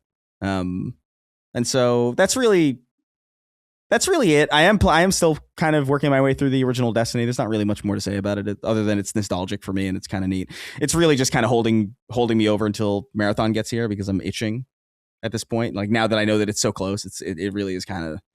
It really is at the forefront of my brain, just thinking about it. Like, when is this free period going to be? But in the meantime, chewing on something light. Fair enough. I haven't played Jack in years. Interesting selection. Good selection. I should get back to that at some point. I always wanted to play it on Vita, but I never did. Dustin, Kingdom Hearts 2. Yes. Yeah, not too much to report this week because I'm still just going through Kingdom Hearts 2, and I think it was just a lighter week on playing games. I was watching various shows and watched Harry Potter 3. Mm-hmm. That's good. That's Azkaban, right? That is Azkaban, and it was good. So Kingdom Hearts, yeah, I mean. Trying to think if there's anything different to report. I want to talk about some of the later worlds in the game, but I want Colin to experience them for himself because that's going to happen at some point. Yeah, at some point I will. I'll definitely play it. We shall see. I am also like thinking once I finish this, and I also got to figure out, I need a travel game, Steam Deck game.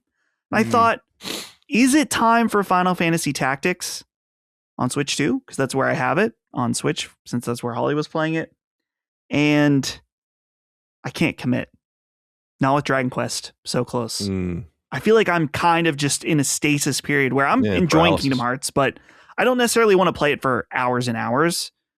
And it's like, should I start something else? Play this on the side? But it's like, nah, I gotta wait for Dragon Quest. I'm so excited for it. So, like I said, light week. But that's about it. Fair enough. And I appreciate your attention to the Kingdom Hearts 2 spoilers. It's important. For me, I platinumed Mega Man 11. That's platinum number 198.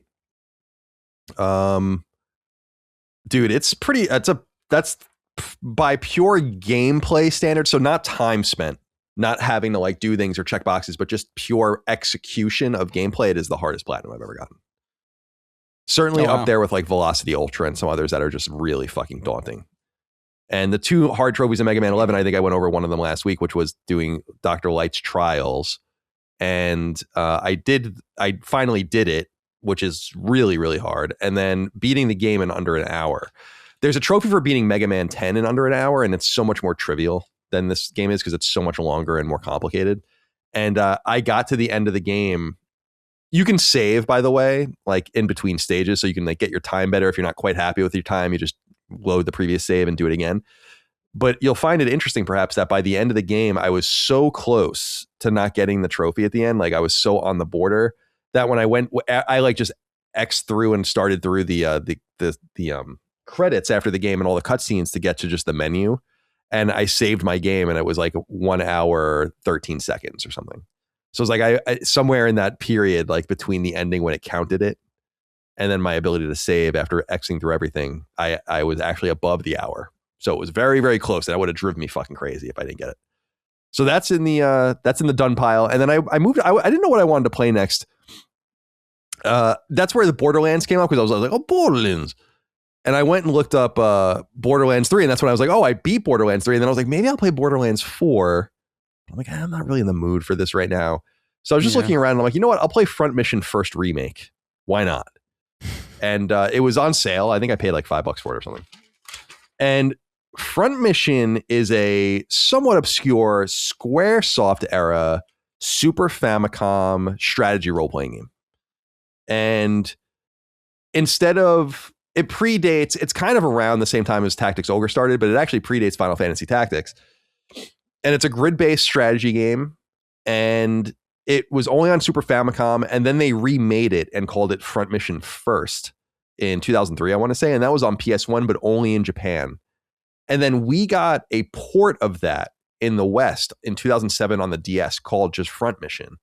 And that's where I played this game. And then that game was remade and ported to Switch and to PlayStation and to Xbox and all of these different things. And came to Switch in 2022 and to PS5 and PS4 in 2023. What's interesting about this game is that it's actually a total licensed job. So Square has nothing to do with it at all, which I was surprised about when I was reading about it. Forever Entertainment, which is a Central European company, licensed it, developed it, and published it under license. And they actually did a Front Mission 2 remake, and their Front Mission 3 remake is somewhat imminent. That's why I had this on my radar at all. For people that might remember, Front Mission 1 and 2, and I think Front Mission 2 to this day, which was a PS1 game, never came out here. And so Front Mission 2's remake is the only time we've ever gotten it. I started playing Front Mission with Front Mission 3, and Front Mission 4 is specifically a very nostalgic game for me. First of all, awesome box art. Love the Front Mission 4 box art. But also, nostalgic game, came out, I think, summer 2004, spring 2004, something like that. I was an intern at IGN writing the strategy guide for that. And that was the last time I ever really played Front Mission. And new Front Mission games kind of stopped with Front Mission Evolve. And there was also that On Foot Front Mission game, remember? Was it called like Stay Alive or something like that? You know what I'm talking about? Nope. Anyway, so Front Mission is if you know Final Fantasy Tactics or Tactics Ogre, very recognizable game. But instead of having characters and character classes and all of that, you have pilots in mechs called Wanzers. And the Wanzers are each upgradable. Like you upgrade their bodies, their arms, their legs, their CPU, and then you give them weapons to hold in their hands and put on their shoulders if you want, and all the rest. And it's all revolves around this weight system. And so you have to have like enough of a weight balance in order to put all these things and equip all these things. It's a cool idea. And I just beat it last night. The problem with this game is it's, in my opinion, too easy to manipulate. And it's not. Final Fantasy Tactics is also easy to manipulate, but this is way easier. I guess what I'm saying is, and I wonder if you guys can relate to this, the game gives you a shit ton of options, right? Like, make this Wanzer and give him melee weapons. This Wanzer can have like a shotgun and a machine gun. And he can have this body type, and there's 25 different body types, and there's all these different legs and whatever. I had a team of 17 players like on my team. And I eventually just reduced to doing the same thing with every one of them, which was to give them the same exact armor, same exact legs, same exact arms, same exact CPUs, and missile launchers, all of them on their shoulders. And I fucking obliterated the game.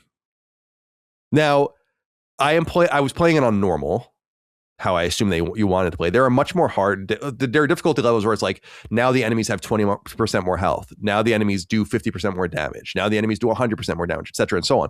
But I was playing on the normal standard difficulty. In fact, you have to unlock all those difficulties.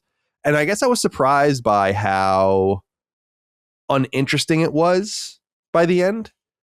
In other words, it was giving you, it's like what I always complain about skill trees where you don't want any of the skills.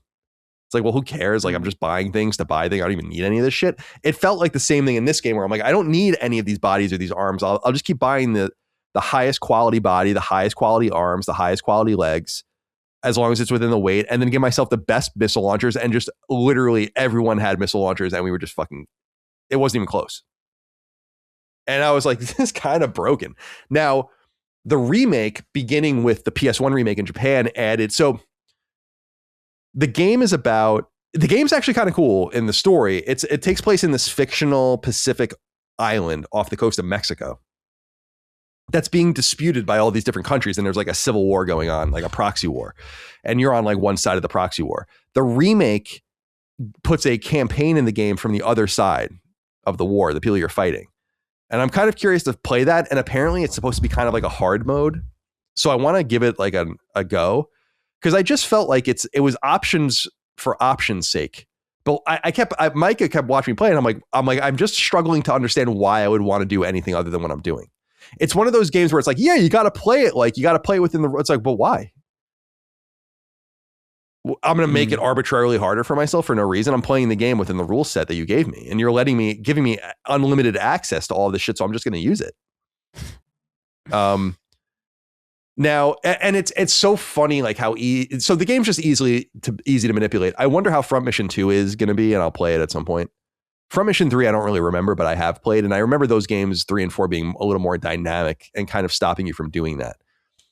But I love the idea of it. It's kind of like Xenogears later on, where it's like you have the pilot, and he has like his own leveling and his own skills, and then he gets into his Wanzer, which is like its own thing that levels up, and so it's kind of neat. But it just, the execution's kind of poor, but the story's cool. I won't even say what it's about. It gets kind of zany. Like, where I'm like, what is this about? I had to even go like on the Wikipedia page afterwards and like make sure I was under. I'm like, what?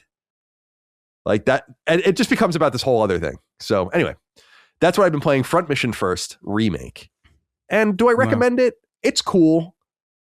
I don't know. If you're really into strategy role-playing, like turn-based, grid-based role-playing games, then maybe you want to like go watch a video. I don't know what it has on Metacritic. I'll look. Yeah. But have you guys heard of this?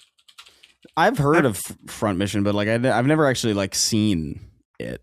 I was watching gameplay while you were talking. Yeah, it's got a 69 on Switch. That's where it was first released. Nice. Ooh. And then all the other platforms don't even have enough reviews to have worked. But yeah, that's my major problem with it. It's just it's a Super Famicom game. Yeah. It's like a late gen Super Famicom game that's remade with some bells and whistles. So it's going to be a little bit more limited.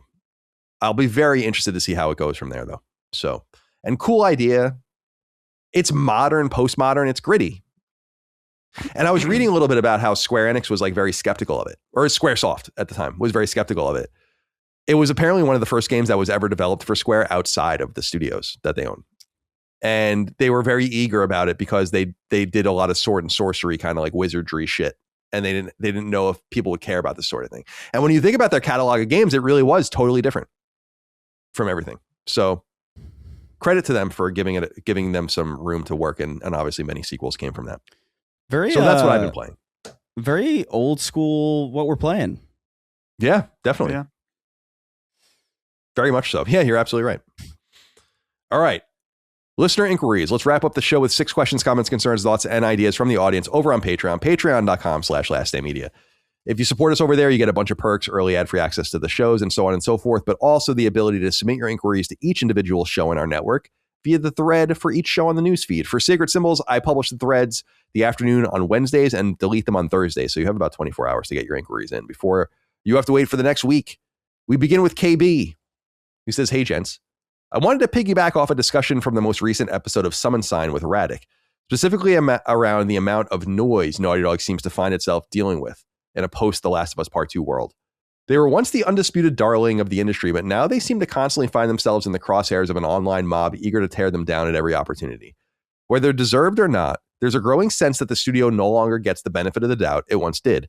The constant badgering of its creatives, bad faith criticism, and online pylons can't be easy to tune out forever. So my question is this. Going forward, is every Naughty Dog reveal going to be met with crossed arms, instant skepticism, and preemptive backlash? Trailers disliked on site before anyone even knows what the game is actually is. If that's the reality, what can Naughty Dog realistically do to win back goodwill? What say you? Thanks. Dustin, what are your thoughts? Yeah, I was thinking about this the other day with Intergalactic, how we know so little about it. And as KB mentions, people have already made up their mind about it.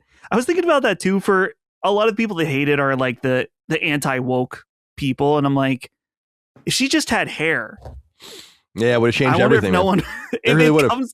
If it comes down to just the hair. So the lack of hair is an assumption of like, oh, she's gay, she's manly. I don't know.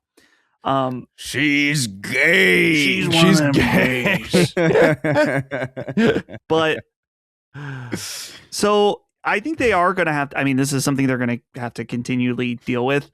I think The Last of Us Season 2, not that they made that, but it's so related, that's not helping either. So I think that if I was in their position, which would be insane, but at this point, you just got to put your head down and make a game that is so good it silences people that were naysayers about it. And they're like, oh, shit, maybe this game is actually awesome.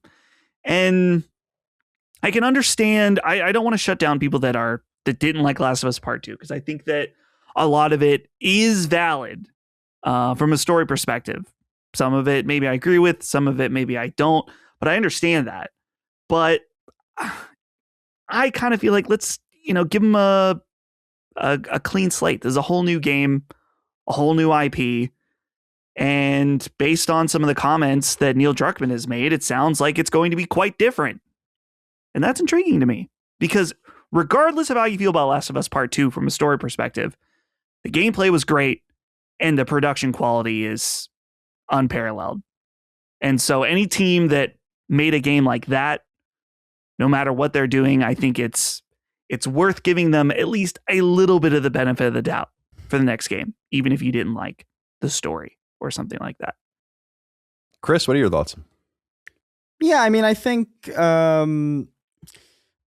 we mentioned it earlier in regards to when we were talking about Marathon, but I just think we've entered an era, and by the way, I feel like we entered this era a long time ago, where it's just it's simply cool to hate things. Mm-hmm. It's not, it's not cool to be excited for things or earnestly enjoy things. It's like it's very unfortunate, but that's kind of the space that we're in.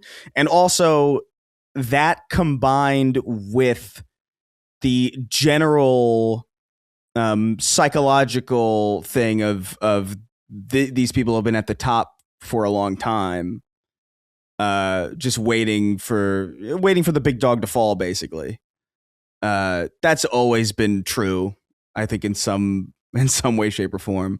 And so I think it's just kind of mixed into a cocktail that's rather unfortunate. I do think part of it is also just the reputation of the battle of The Last of Us Part 2, and how that shook up, regardless of what was true or not. Like, for a fact that there are people out there who still believe that Abby was trans. Yeah, for sure. They're walking around several years removed from the game's launch, believing something that's just not even true. And by the way, were it to even be true, would still not be a big deal. It's, people want to see them fail because they've been at the top of their game for quite a while. And by the top of their game, I just mean simply from the perspective of being a top Sony studio, being the proverbial golden boy. Their games are successful and incredibly objectively polished. So I think eventually there's an appetite to see the successful people kind of crumble or make a mistake. There's schadenfreude in that people like. But I think ultimately people shut up when the game is good, and I don't think people have that long of a memory if the game just turns out to be surprising or not what they expected, or I don't think they have anything to worry about as long as they make a good game. Ultimately, at the end of the day, which I think they will. But it is weird that it seems to only come from the fact that the character has short hair. That seems to be like the only thing. I guess that it's not like a white character and it's not like a man, but like I don't know if the thing that's confusing about this is like I remember a time where a game like this would come out and no one would care. Like I remember games where like the lead protagonist would be not some gooner bait. And it wouldn't even be a conversation that people would have. And so it's bizarre to me that it's gotten to this point, but I don't think the people who think that way really matter in this. I mean, The Last of Us Part 2 sold a fuck ton of units. So it's just loud people at the end of the day who aren't really factors. I'm sure they could lose sales from it, like, from negative word of mouth or whatever, but not meaningfully enough to disrupt the fact that like this game is going to be big. And I would imagine at worst it will be good. That's my expectation of the game, is that it will be good. I'm not even necessarily expecting it to be great, purely because Naughty Dog games don't necessarily vibe with me in the same way that like I haven't vibed with a Naughty Dog game like really, really intensely probably Uncharted 2 was the last one that I really, really, really, really, really loved. And so it's been a minute, but like I would, even as somebody who doesn't prefer those games, the games that come after it and the game that predate it that come after CTR, there's an objective quality to them that I think you'd be just dishonest with yourself if you just didn't recognize. And that goes into what we were talking about earlier too, of just people not being able to see outside of themselves is like is a dying skill. And I don't know what you can do about that other than just make a quality project that gets the people who believe in you on board and then other people who just don't care. I'll say a little bit here, but I did speak about this extensively. That's why I wanted to get you guys on the record here. I spoke about it on Summon Sign, as KB noted, but I'll just say that I agree with the sentiment that they really just need to deliver a great game. I think if they do that, they win. It's quite simple. I mean, it's incredibly complicated, but it's in terms of PR and marketing, it's quite simple. And I think a lot of it has to do with just people wanting to hate things and looking for targets. And that's why I think it's so important the way they show the game next has to be a very deliberate and careful exposing of what the game truly is at a nuts and bolts level with gameplay and all the rest, and just get away from the presentational heft of what the game means and what the game could be. Clanker Rosa Sparks sit in the back of the bus rode in. Is that one of your people? That must be. Rosa Sparks. So stupid. What's up, boys? What are y'all's top settings, eras, or subgenres you feel are unexplored in gaming? I personally love to see more alternate history or steampunk games set during the age of imperialism, ideally outside of the US.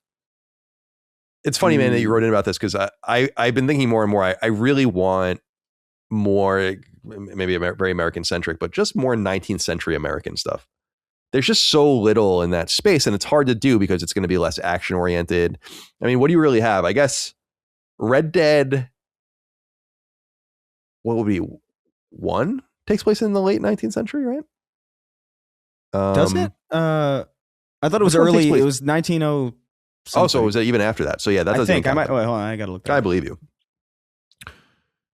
I just feel like more things in that agrarian American era, I think, would be pretty cool. I've always brought up the American Revolution and the Civil War and all these things as touchstones, but you really could just do think about Pentiment. Not that you'd want a game like, I really think Pentiment's awesome, but not necessarily an adventure game, but like think about how unusual the setting of that game is. Yeah. What is this? I want more like that, more where you really get to know the ins and outs of a time and a place, very granular, but also very random, not attracted towards the touchstones of like World War II. Like everyone's tired of World War II, right? It's been things like that, Vietnam and all that. Like, we don't necessarily need those touchstones. What did you say, Chris? Kingdom Come Deliverance is kind of like that, where you're saying it's like a very, very particular point in time. A little too, I watched Micah play both of them pretty extensively. It's a little too, I don't want to say real, because that's not what it really is. It's a little too demanding. It's intense. Like, not really what I'm looking for. But I appreciate it, and people love it, you know. Yeah. And maybe one day I should give it more of a fair shake. The first one especially, I'm just like, not even the Switch version, which Mike was playing, but I remember what it looks like and what it was on PS4. And I'm like, The second one's way better. Yeah, I would imagine so. Yeah. But anything stick out to either of you?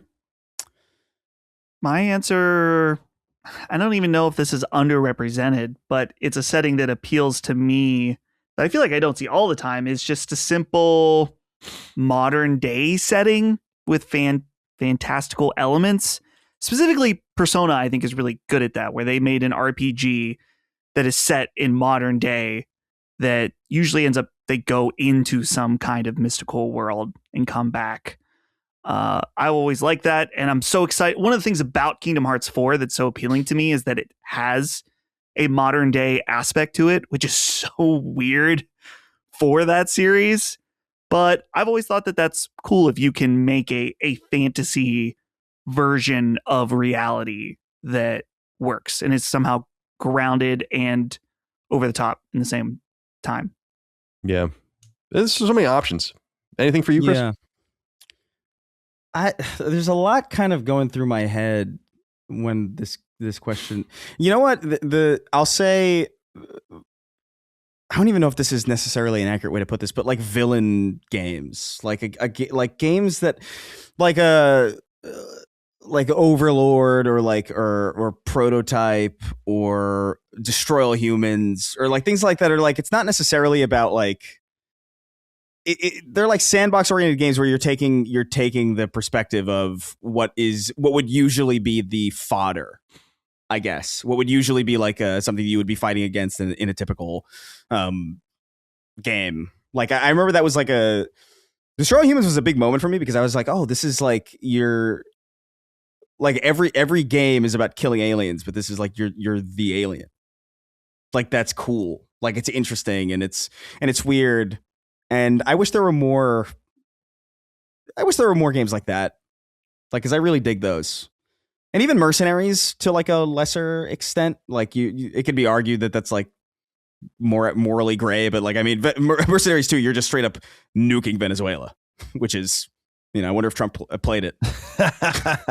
He's like, I like this, but it needs more me. I don't know. Like I like that type of game, like a sandbox villain oriented game. I think they're cool. My other answer would have been kart racers, but like, I mean, cat racing. Cat racing. The Juan one wrote in and said, hello, CDC. While Dustin is going on his date with Brad this weekend to see the Persona concert, one question keeps popping in my head. Is this the year we are finally seeing Persona 6? Persona 5 came out in 2017 in the States. That's almost 9 years without a new mainline Persona game. 6 years if we are going to be generous with the release of Persona 5 Royal. It's crazy we might get to the end of the Final Fantasy VII Remake trilogy before a new Persona game. How can this be? But honestly, enjoy the concert, Dustin, and tweet if they show a hint of P6, even if just the color. They won't do that, right? Because there's like multiple shows. Yeah, so we'll just leak. Yeah, there's a Friday show and 2 Saturday shows. So where are we on Persona 6? It's so funny, dude, because Persona 5 is so old. I mean, it is true. Persona 5 is so old that I remember very vividly being at IGN. I mean, people can probably go look at the IGN object for Persona 5. I wrote like some of the original stories. You remember when like the art of like the desks came out or something with like, yeah, it was all red and with black. The chain. Like I was still an editor there when that happened. It's crazy. Like they are really taking their sweet fucking time with this thing. And we do know that they're looking at the way they make games differently there now. But I don't know how that affects the new games. It affects rather how you treat the old games. And maybe that's them saying there will be no Persona 6 Royal version because everyone's tired of that shit. So all the stuff we were planning for that, maybe we're putting in to the game right away or something. And so it's taking more time. I don't know. They're in no conceivable money rush, both because they're making the game in Japan where it's cheap. And the game is so big that they've made an enormous amount of profit. So I'd be very curious to know what you think of this. Yeah. So he included the last, like if we even want to include Persona 5 Royal as the last mainline release. I know this isn't a new release, but we did get an entire remake of Persona 3. That's true. That was absolutely excellent. And right now there is another Persona game announced. Again, not a new entry, but a Persona 4 remake as well. So it has been a very, very long time. Persona 5, remember, released on PlayStation 3, was developed primarily for PlayStation 3. Of course, released on PS4 at the same time. We never got the did we get the PS3 version in the West? I feel like we did, but it's so funny, man. I'm not positive. I'm looking here. Persona 5, yeah, on PS3. It came out in the West April 4th, 2017. Japan, September 15th, 2016. So it has been a long, long time. And Metaphor is not a Persona game, but Metaphor also is kind of. Yeah, it's the team that made it, right? Yeah, kind of a Persona game. People are a little soft on Metaphor over time. I thought that game was awesome. I really liked that game a lot. I think it's really good. It's just nowhere near a Persona game to me. So when will we see 6? They're in a people thought this game was going to get revealed like 2 years ago. And so now they're just kind of waiting around. This year is, I believe, a big Persona anniversary. So I think the hard part is that they have Persona 4 remake at the same time. So that makes me wonder if it's like, well, why don't you just get this remake out? Yeah, and they're not going to get crazy with all the distractions. Yeah. I would love if we got news to be like, hey, here's Persona 4 remake. It's coming out this year. Here's when it comes out. And here's a little teaser for what's coming next year in Persona 6. That'd be great. But clearly it's been in development for a very, very long time. So I have very, very high expectations for it. Our friend Sean Mason wrote in and said, hey, CDC, what's the over-under on how long Highguard lasts until it's shut down? I'll see it at 3.5 months. Thank you for writing in, Sean. Highguard is imminent. The reason that this is relevant is because by the time we record again next, the game will be out. We're recording this on the 22nd. The game comes out on the 26th. So Wild Light Entertainment will be launching their much maligned raid shooter, PvP raid shooter, as it's described on Steam. We've talked a great deal about how negative everyone is about this. I think it's just going to come down to how good the game is, but it doesn't seem like, without open minds and open hearts, it's going to be very difficult to win. And I kind of want to see this, like, from a storytelling perspective, a media industry storytelling perspective. I want this game to do well. Now, I don't think it's, because I just think it would be interesting for it to dig its way out. I just don't know that it really, people just seem to be totally against it. I don't know. I don't know how it's going to work, but we're going to know pretty soon how well it does. Chris, what do you think? How long until, or if it shuts down, do you think it'll last? Do you think it'll really be 3.5 months, as a friend of the show, Sean Mason, says, before this thing is nixed? I mean, I don't really know. I feel like with a game like this, it really is like an anything's possible situation. Like, I don't know. Here's the thing, right? Concord, because that's the thing that everybody goes to now, because it was so historically insane that they shut it down in mere weeks. Mm-hmm. That was a $40 game from a new studio with no real pedigree, right? Like, they had some DNA from other places, but like no real studio synergistic pedigree that they could really lean on. I think it's one of the reasons why Marathon was able to crawl its way out of, art raiders, mm-hmm. territory, was because, like, even if you thought it looked weird or odd or whatever, Destiny, and you probably know that it plays really well. And that gives you a lot of leeway. This is a game from people who did Titanfall, but it's not the Titanfall studio. So there isn't that pedigree. It is more of a Concord situation than anything else, but it's a free to play game, and there's really no barrier of entry, unlike there was for Concord. So my feeling is that, like, I don't think it will shut down even remotely as quick as Concord did. I think there will be people who are going to be jumping into this out of sheer curiosity. I think they will find fans. And if this is a free-to-play game in the way that we anticipate free-to-play games existing in the modern era, there will be a store, and people who really, really are into it, if that happens, are probably going to maybe feel a bit of an underdog complex, and they're going to be like, hey, well, what the fuck? This is actually pretty good. Maybe I'll jump into the store. Maybe I'll support it. Maybe I'll do something, you know? I think a lot of these things are possible. It's hard to say. The thing is, for me, like, if I was working on this game, right, and I had the unfortunate,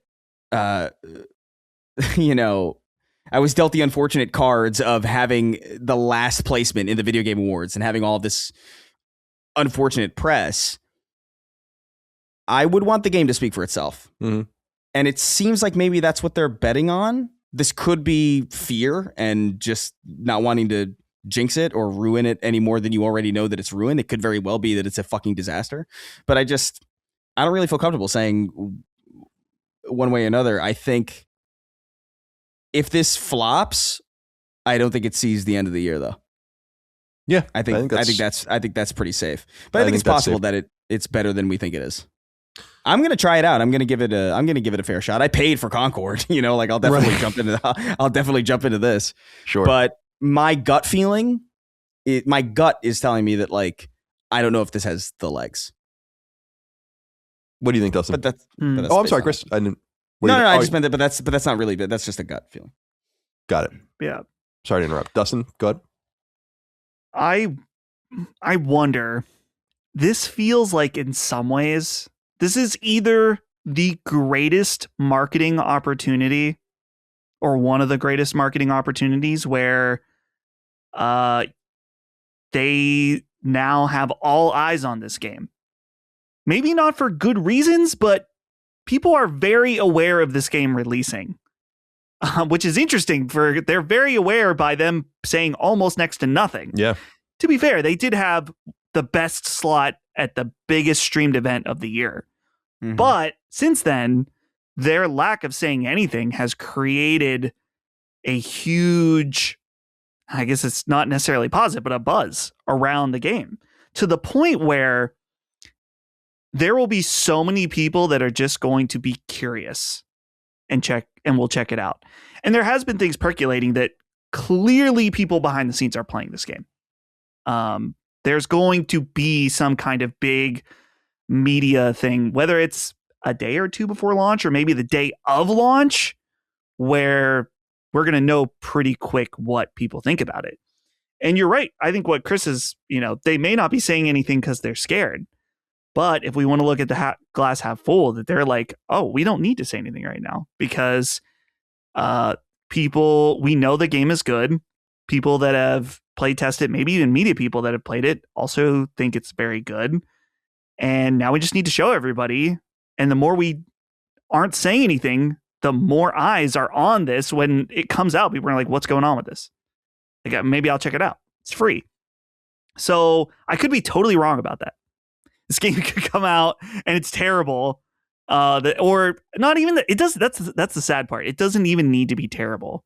Yeah. It just needs to be not appealing enough. And that could certainly happen. My assumption is that it'll be good, but maybe no one will care. That's like a fate worse than death, and that's what I think is going to happen to it in some way. Is that because I don't think it's going to be bad by any stretch of the imagination. I don't think Concord was bad. We've said this over and over again. Like, there's just other factors. Yeah, many other factors. I think it'll be better than Concord. Yeah, but I'm talking about. But I know what you mean. But yeah, that was the least of that game's problems. That might be a similar situation here. Again, not a game for me, but I am rooting for them. Like, it just seems at some point, I think it becomes, maybe I'm just a very soft person, but it just becomes mean-spirited and strange. And I think you're right, Dustin, that they're getting a lot of free marketing, but I also think they're in between a rock and a hard place, that anything short of letting people play the game would not be sufficient. And even a beta would have been bad for it, probably, because it could have reaffirmed things, or people could have at least pretended to reaffirm things and created a bad narrative. So the only choice they really ever had after the reaction from the Game Awards was to go away. And I agree with you. It seems like I've been hearing about people playing it behind the scenes for a while now, like just on social media or whatever, like the implications where it's like, what is the embargo? Like, what are we doing here? And it's like you're saying, are they going to do it like a day before? Are they going to have a big marketing campaign with streamers and stuff like that? Is it going to be a very strong foot forward, very expensive foot forward, but to try to get this thing going with people that are curious in these various environments, these various communities? I don't know. But it seems divorced from the game at this point, and so I don't know how you win. And I'm hoping they figure it out. We'll see. It's up to you guys. I'm not gonna. Am I gonna fucking download it and play it and put my money where my mouth is? No. Come on. But hopefully some of you out there will do it. Well, I mean, I'll be talking about it next episode. Yep, very excited to see that. When does it come out? Like what day? It's the 26th, so that's a Monday. It's Monday. Yeah, so I'll have time. I'll play it. Cool. We'll talk about it next time, and by then we might even know what the tea leaves are going to say. But Dale Catracho wrote in, said, "Hello, Colin. This question is for you, but anyone is welcome to answer. What is your plan leading up to Saros? Will you be playing Returnal again? I just got the Platinum Trophy for Returnal this weekend after playing it on and off since it was released, and it was a great feeling. Will you be wrapping up those surveys to pop the Platinum Trophy on your end? There is also a DLC arcade mode that was added to the game that I've been enjoying. Not to mention Returnal looks and plays great on PS5 Pro. Are you planning on abandoning Helios and returning to Atropos anytime soon?" So as we know, Housemarque's Saros comes out April 30th on PlayStation 5. Very much looking forward to it. A spiritual successor to 2021's Returnal, which was wonderful. I have not played Returnal since I think the year it came out. So it's been a while. And my intention is to go back and play it. I don't know as I remember, the frustrating thing about the trophies was that they're very RNG heavy, and so you just don't know what you're going to get because you have to get all the different collectibles in the world as you put the story together, and it's just you get what you get. I don't know if they fixed that or whatever or made it easier. I also never played the expansion, the DLC stuff. So yeah, I kind of want to get back into the mode. These are good games. I feel like by reacclimating myself to Returnal, it will benefit me in Saros. Maybe not. Maybe they feel very different. But they obviously have, like, you can slide and do shit, but they're going to feel, I think, similar. And so it'll probably be nice for that from that perspective. But I also just want to reacclimate to arcade shooting and also to the world that they've created as well, and then have something to compare it to when we get into Saros and really be able to contrast the two experiences more actively. So my plan is definitely to get back to Returnal. Are you guys going to spend any time with Returnal leading up to Saros? No. No, I'm good. I love that game. I think it's an amazing game. I really enjoyed checking it out on PC with mouse and keyboard also, but I'm just going to go in. Yeah, we get it, Dustin. Raw dog it. What? We get it. The mouse and the keyboard. We get it. Mouse and keyboard, dude. It was elite. Real good. But yeah, I'm just going to raw dog it. Go straight in. As is your way. Yeah, as is my way. You know, right. There's proof. Yeah, well, there's proof. There is. I think I'll definitely be playing it again. I think that's been a game that I've wanted to play again for a while. It's never been the right time. But I think so. I think that's in the cards. Yeah, I think I'll do that as well. April 30th is still a bit away. We have Resident Evil and Crimson Desert and a couple other things. I feel like Mina might end up sneaking out in there. Because I feel like they were close to getting it out. And so maybe that will, I don't know. But still feel a little bit open right now. A little flexible. So yeah, my intention, Dale, is to go back to Returnal. I think that will happen. And yeah, Saros, April 30th, I'm sure we'll all be playing that at that time. Unless Dustin wants to wait for the PC launch. No, I won't do that. Gordon Slaveman has the final inquiry. Goodness. I didn't get it at first, and then I'm like, oh. So stupid. I didn't get it until you read it out loud. Greetings, gents. What have been some of your favorite or maligned trendy tropes over the last few gaming generations? These are things that seemingly every mainstream game adopted, such as quick time events, having a bow and arrow, a canine sidekick, a summonable horse or vehicle, detective vision, squeezing through a gap to mask loading assets, post-apocalyptic world overgrown landscape aesthetic, yellow paint means climb here, etc. The list goes on. Thanks, and keep on keeping on. Gordon, as you were reading through those, it's funny because I'm like, yeah, there are so many, and there are many, many, many, many, many more than that. But like as you kept reading them, I'm like, yeah, you're right. And yeah, the squeezing through the gap, the quick time events. Dude, everyone hated quick time events. Now you don't really seem to hear about it anymore. When God of War really introduced them, as we understand them, people were kind of like fine with it, and then I think people started quickly getting tired of it. And I remember it coming to a head with Heavy Rain. Where people are like, fuck this game. Like it's because it's all quick time events. And I'm like, what do you want it to be? But do you guys remember that? There was like this uproar, like people couldn't stand quick time events. You don't hear too much about that anymore. I don't mind them personally. I never did. The squeezing through gaps, obviously, like it's so annoying to see that. There are games that still do that. I think it's fine to do that, not even to mask asset loading, but rather just to like bring you into a new area, showing you that an area behind you is closed without having to say it, or without having you like Drake will stumble forward and look behind and like the rocks fall. So you don't really need to do that necessarily. Yeah. But I don't really mind that. Some of the other tropes I was thinking of though that I love are like, first of all, I love post-apocalyptic stuff.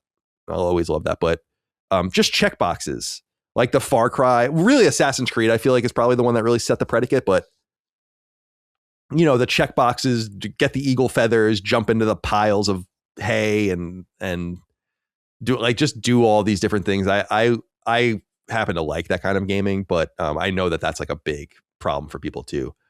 But tropes become tropes, I think, for a specific reason. And when I see the yellow paint one, that especially bothers me. That doesn't bother me, but I'm like, don't you understand that like 95% of people would have no fucking idea what to do? That this stuff doesn't, the designers aren't there painting shit in yellow. Like they're watching people play the game and be like, no one knows what the fuck to do. Yeah. Gotta like make it more obvious. But maybe making that stuff, like turn that off and then see how well you do without it. I'm not afraid to admit that sometimes I see it and I'm like, I get it, guys. But sometimes I see it and I'm like, oh, okay. So I'm not so hard on it. Where are you on this, Chris? Well, to the yellow paint stuff, I feel like people, that's another thing where it's like, I feel like people just refuse to look outside themselves because I don't think they think about that in the way that they should. Where the reason yellow paint is so prevalent now is because everything looks good. Mm-hmm. Like it used to be that like do you guys remember watching like cartoons or whatever, and then you'd be watching and there'd be these beautiful hand painted backgrounds, or like there'd be like a book on a shelf and it's so clearly not painted. Yeah, because it's going to be grabbed or whatever. Because it's going to be moved. And like I feel like that was true for like really, really early video games where it's just like, oh, obviously the ladder is going to be the thing you climb. It sticks out like a sore thumb. There wasn't nearly as much detail. So like I feel like people aren't really thinking about it in the right way, where it's just like it's not a matter of like them wanting to splash paint on everything. It's that everything looks interactable now. Everything looks fucking great. Everything's at like a higher fidelity than there's probably assets in like there's going to be assets in Intergalactic that have more polygons than entire libraries of video games used to. You know, like it's fucking crazy. So I lighten up a little bit with that. I think it's forgivable, but I would say crafting, man. I'm just not into crafting at all. Yeah, I'm kind of over it. I just if the game's built around it, that's fine, cool. Like Minecraft, I've never had a problem with. It's in the name. I'd have to be a fucking idiot to jump into Minecraft and be disappointed to see the crafting system. You know, like that's the whole point. But I've definitely played games where I'm like, why does this have a crafting system? I remember they imported one into Destiny 2, and I genuinely have never once interacted with it. Why am I crafting in a loot in a game about finding loot? Like I don't want this at all. And it's in a lot of games where I feel like that, and like RPG light mechanics, like Kratos having like, this armor increases your fucking right hand damage, and I'm like, this is God of War, dude. I don't really want this at all. It doesn't work for me. But those are the two that stick out to me as far as like tropes go. The FromSoft type design is becoming that a little bit. I don't know if it's as prevalent as it feels in my mind, but like I feel like I see that type of third-person action game a lot more often now. Like I talked earlier about, like I just feel like they used to feel a little bit more distinct, and now there's like a blueprint that I feel like a lot of people are following, and that's kind of a bummer. I don't know if that's so much of a trope. You could argue that it is, but those are the three that stick out to me that I would say. Fair enough. It's a good question. Yeah. Games are constructed on tropes often, and so it's cool to be aware of that. But I don't really mind a lot of that. I just want games to be fun and playable. Obviously, unique and novel are cool too, what you're trying to aim for. Not hand-holding, not any of that kind of stuff, but I love what you said about crafting, though. I kind of hate crafting these days. I also hate weapon degradation, but I've always hated it. Since Far Cry 2 was really the first game I ever came across where, like, you remember your gun would jam and shit? I'm like, what is this fucking bullshit? Yeah. Like, why is my gun jamming? Are you kidding? I didn't mind it in Dead Rising. Yeah, like, it makes sense in a game like Dead Rising, or, I mean, it makes sense in all games, really, when you think about it. But I just don't know if it's fun. And that's the difference. If you're trying to create some sort of like difficult rubric by which the game is played and you really can't rely on anything. I remember really hating it in Zelda, for instance. I'm like, this sucks, dude. Like, destructible sword? What? Yeah. You know what's a good answer though? Like what do you guys see that video that was, I don't know if we talked about it in the show or not. There was like a viral video going on of Mario, like a AAA Mario that somebody made on Unreal Engine, and like the type of voice acting that was in it. It was so compelling, actually. There was so much. I love that video because you can tell that there's like such a passionate degree of hate, definitely, in the construction of that video, where I'm like, yeah, I get this. This bothers me as well. Yeah, that was going around a month or so ago, I think. It was very, very funny. Yeah. I watched it a bunch of times because I was like, there's something really good about this. But also the contempt, you know. It's so hateful. Focus M. Yeah, focus. I think that meme got a little bit too, like, people completely lost the plot on what that even means. Like, really, really quick. I've never seen something die so quickly, but that was hitting on something. Yeah. All right. Guys, that's all we have. Let's get the hell out of here. Well, wait. Did I not go to you? I didn't get to Dustin. answer. I'm sorry, Dustin. I didn't go to you. I'm sorry. I'll make it quick. No, take your time. I'm sorry. It's my fault. My favorite trope is being able to pet dogs in games. It's thanks to that Twitter account. That's why they do it now. It's smart in some way because you know you're going to get mentioned. Yeah. Well, and if you don't do it, people will also say something. Be like, yo, why can't I pet this dog? It's cute. I like it. Favorite, but by favorite, I actually mean least favorite. But something that's reoccurring, I think we've talked about this, is that RPG mechanics and fucking everything. Yeah. Particularly, I'm thinking about God of War. Yeah, which I think both of those games are excellent. Fantastic games. But I always am like, I don't need this. I don't need RPG mechanics or skill trees in certain games, things like that. Dude, that's why I don't think Naughty Dog gets enough credit for the restraint they showed in Uncharted and especially The Last of Us. Yeah. I totally agree. Right. And there were some, in The Last of Us, there are some minor permanent upgrading, but it's not, you're not earning experience points. And I think Uncharted with that shit would have been intolerable. But The Last of Us, you could have imagined The Last of Us being a much more robust game, and they didn't do it. And I think it actually served the game a lot. Yeah. So restraint is important with that stuff. Like I think both God of War games would be far stronger games without them, without those mechanics. Earnestly, I think they detract from a lot of things. Like you could have just built a lot cooler shit without it. I agree. My friends, it's time to go. That's it. Now we're really done. I'm sorry, Dustin. I almost sent you into the great beyond without allowing you to speak on the last inquiry here. But now you go to California. But we'll get to you. Let's say goodbye to everyone. Final comments, closing comments. Chris, let's go to you first. Goodbye to you and be well. Any plans that you want to report? No, I think I'm going to take it easy. I got to clean up because I was sick for I was weird. Like I had like a cold or like a flu or something that knocked me on my ass for exactly like a day. But it was just like I've never had something feel sick. I've never felt so sick for such a short amount of time. It was like confusing to me. I was like, why am I okay now? But like that one day I was like, I was opening shit. And I just didn't care because I was not feeling good. So there's a bunch of stuff that I got to do, like dishes and taking some stuff out, bunch of boxes and mail. So I'll probably just do that. It's a very low key day. What about you, Dustin? Goodbye to you. Be well. Anything to report? And you're leaving tomorrow? I'm leaving tomorrow afternoon. Direct flight. So that's nice. But of course, if there's, we have normal weeks all the time when I have nothing going on. But then the 1 week where it's like, it'd be nice to have a normal week because I'm traveling, Xbox is like, no. Conference. So I'm very busy after this getting Duke out, and then we'll have Sacred out tomorrow. Nothing's going to change, of course, with any of the content. Other than no Sacred streaming on Monday. Right, because we already did it. But yeah, I'm excited. Mr. Turkentine already explained it to you. Yes. But yeah, I'm flying out tomorrow, Saturday, going to Universal Persona concert, and it's gonna be fun. I'm sure I'll see some listeners around, so you can say hello, and that's it. How big is Brad's bed? Does he have a queen bed or a king bed? I think it's a single. I don't know. I don't remember. Well, you're gonna remember soon enough. I know. I hope you're comfortable. Yep. Again, 2 jokes this episode. Yeah, I know. You're just rehashing them. Yeah, I know. I'm sorry. Rehashing them. You're And the stream. Yeah, I know. I'm a lot of material. I'm fucking running on fumes here. It's okay. So does the audience. It's the only 2 things they want to say is jokes about Japan, jars, and Brad.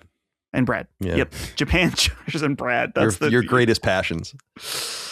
All right, my friends. Well, good work today. Thank you for your time. We got a lot done. Thank you all out there for your love, kindness, and support. Hope you enjoyed the show. We'll see you next time for more. LastStandMedia.store for merch and patreon.com/LastStandMedia for early ad-free access. We'll see you next time. Until then, goodbye. See ya. Take care, guys.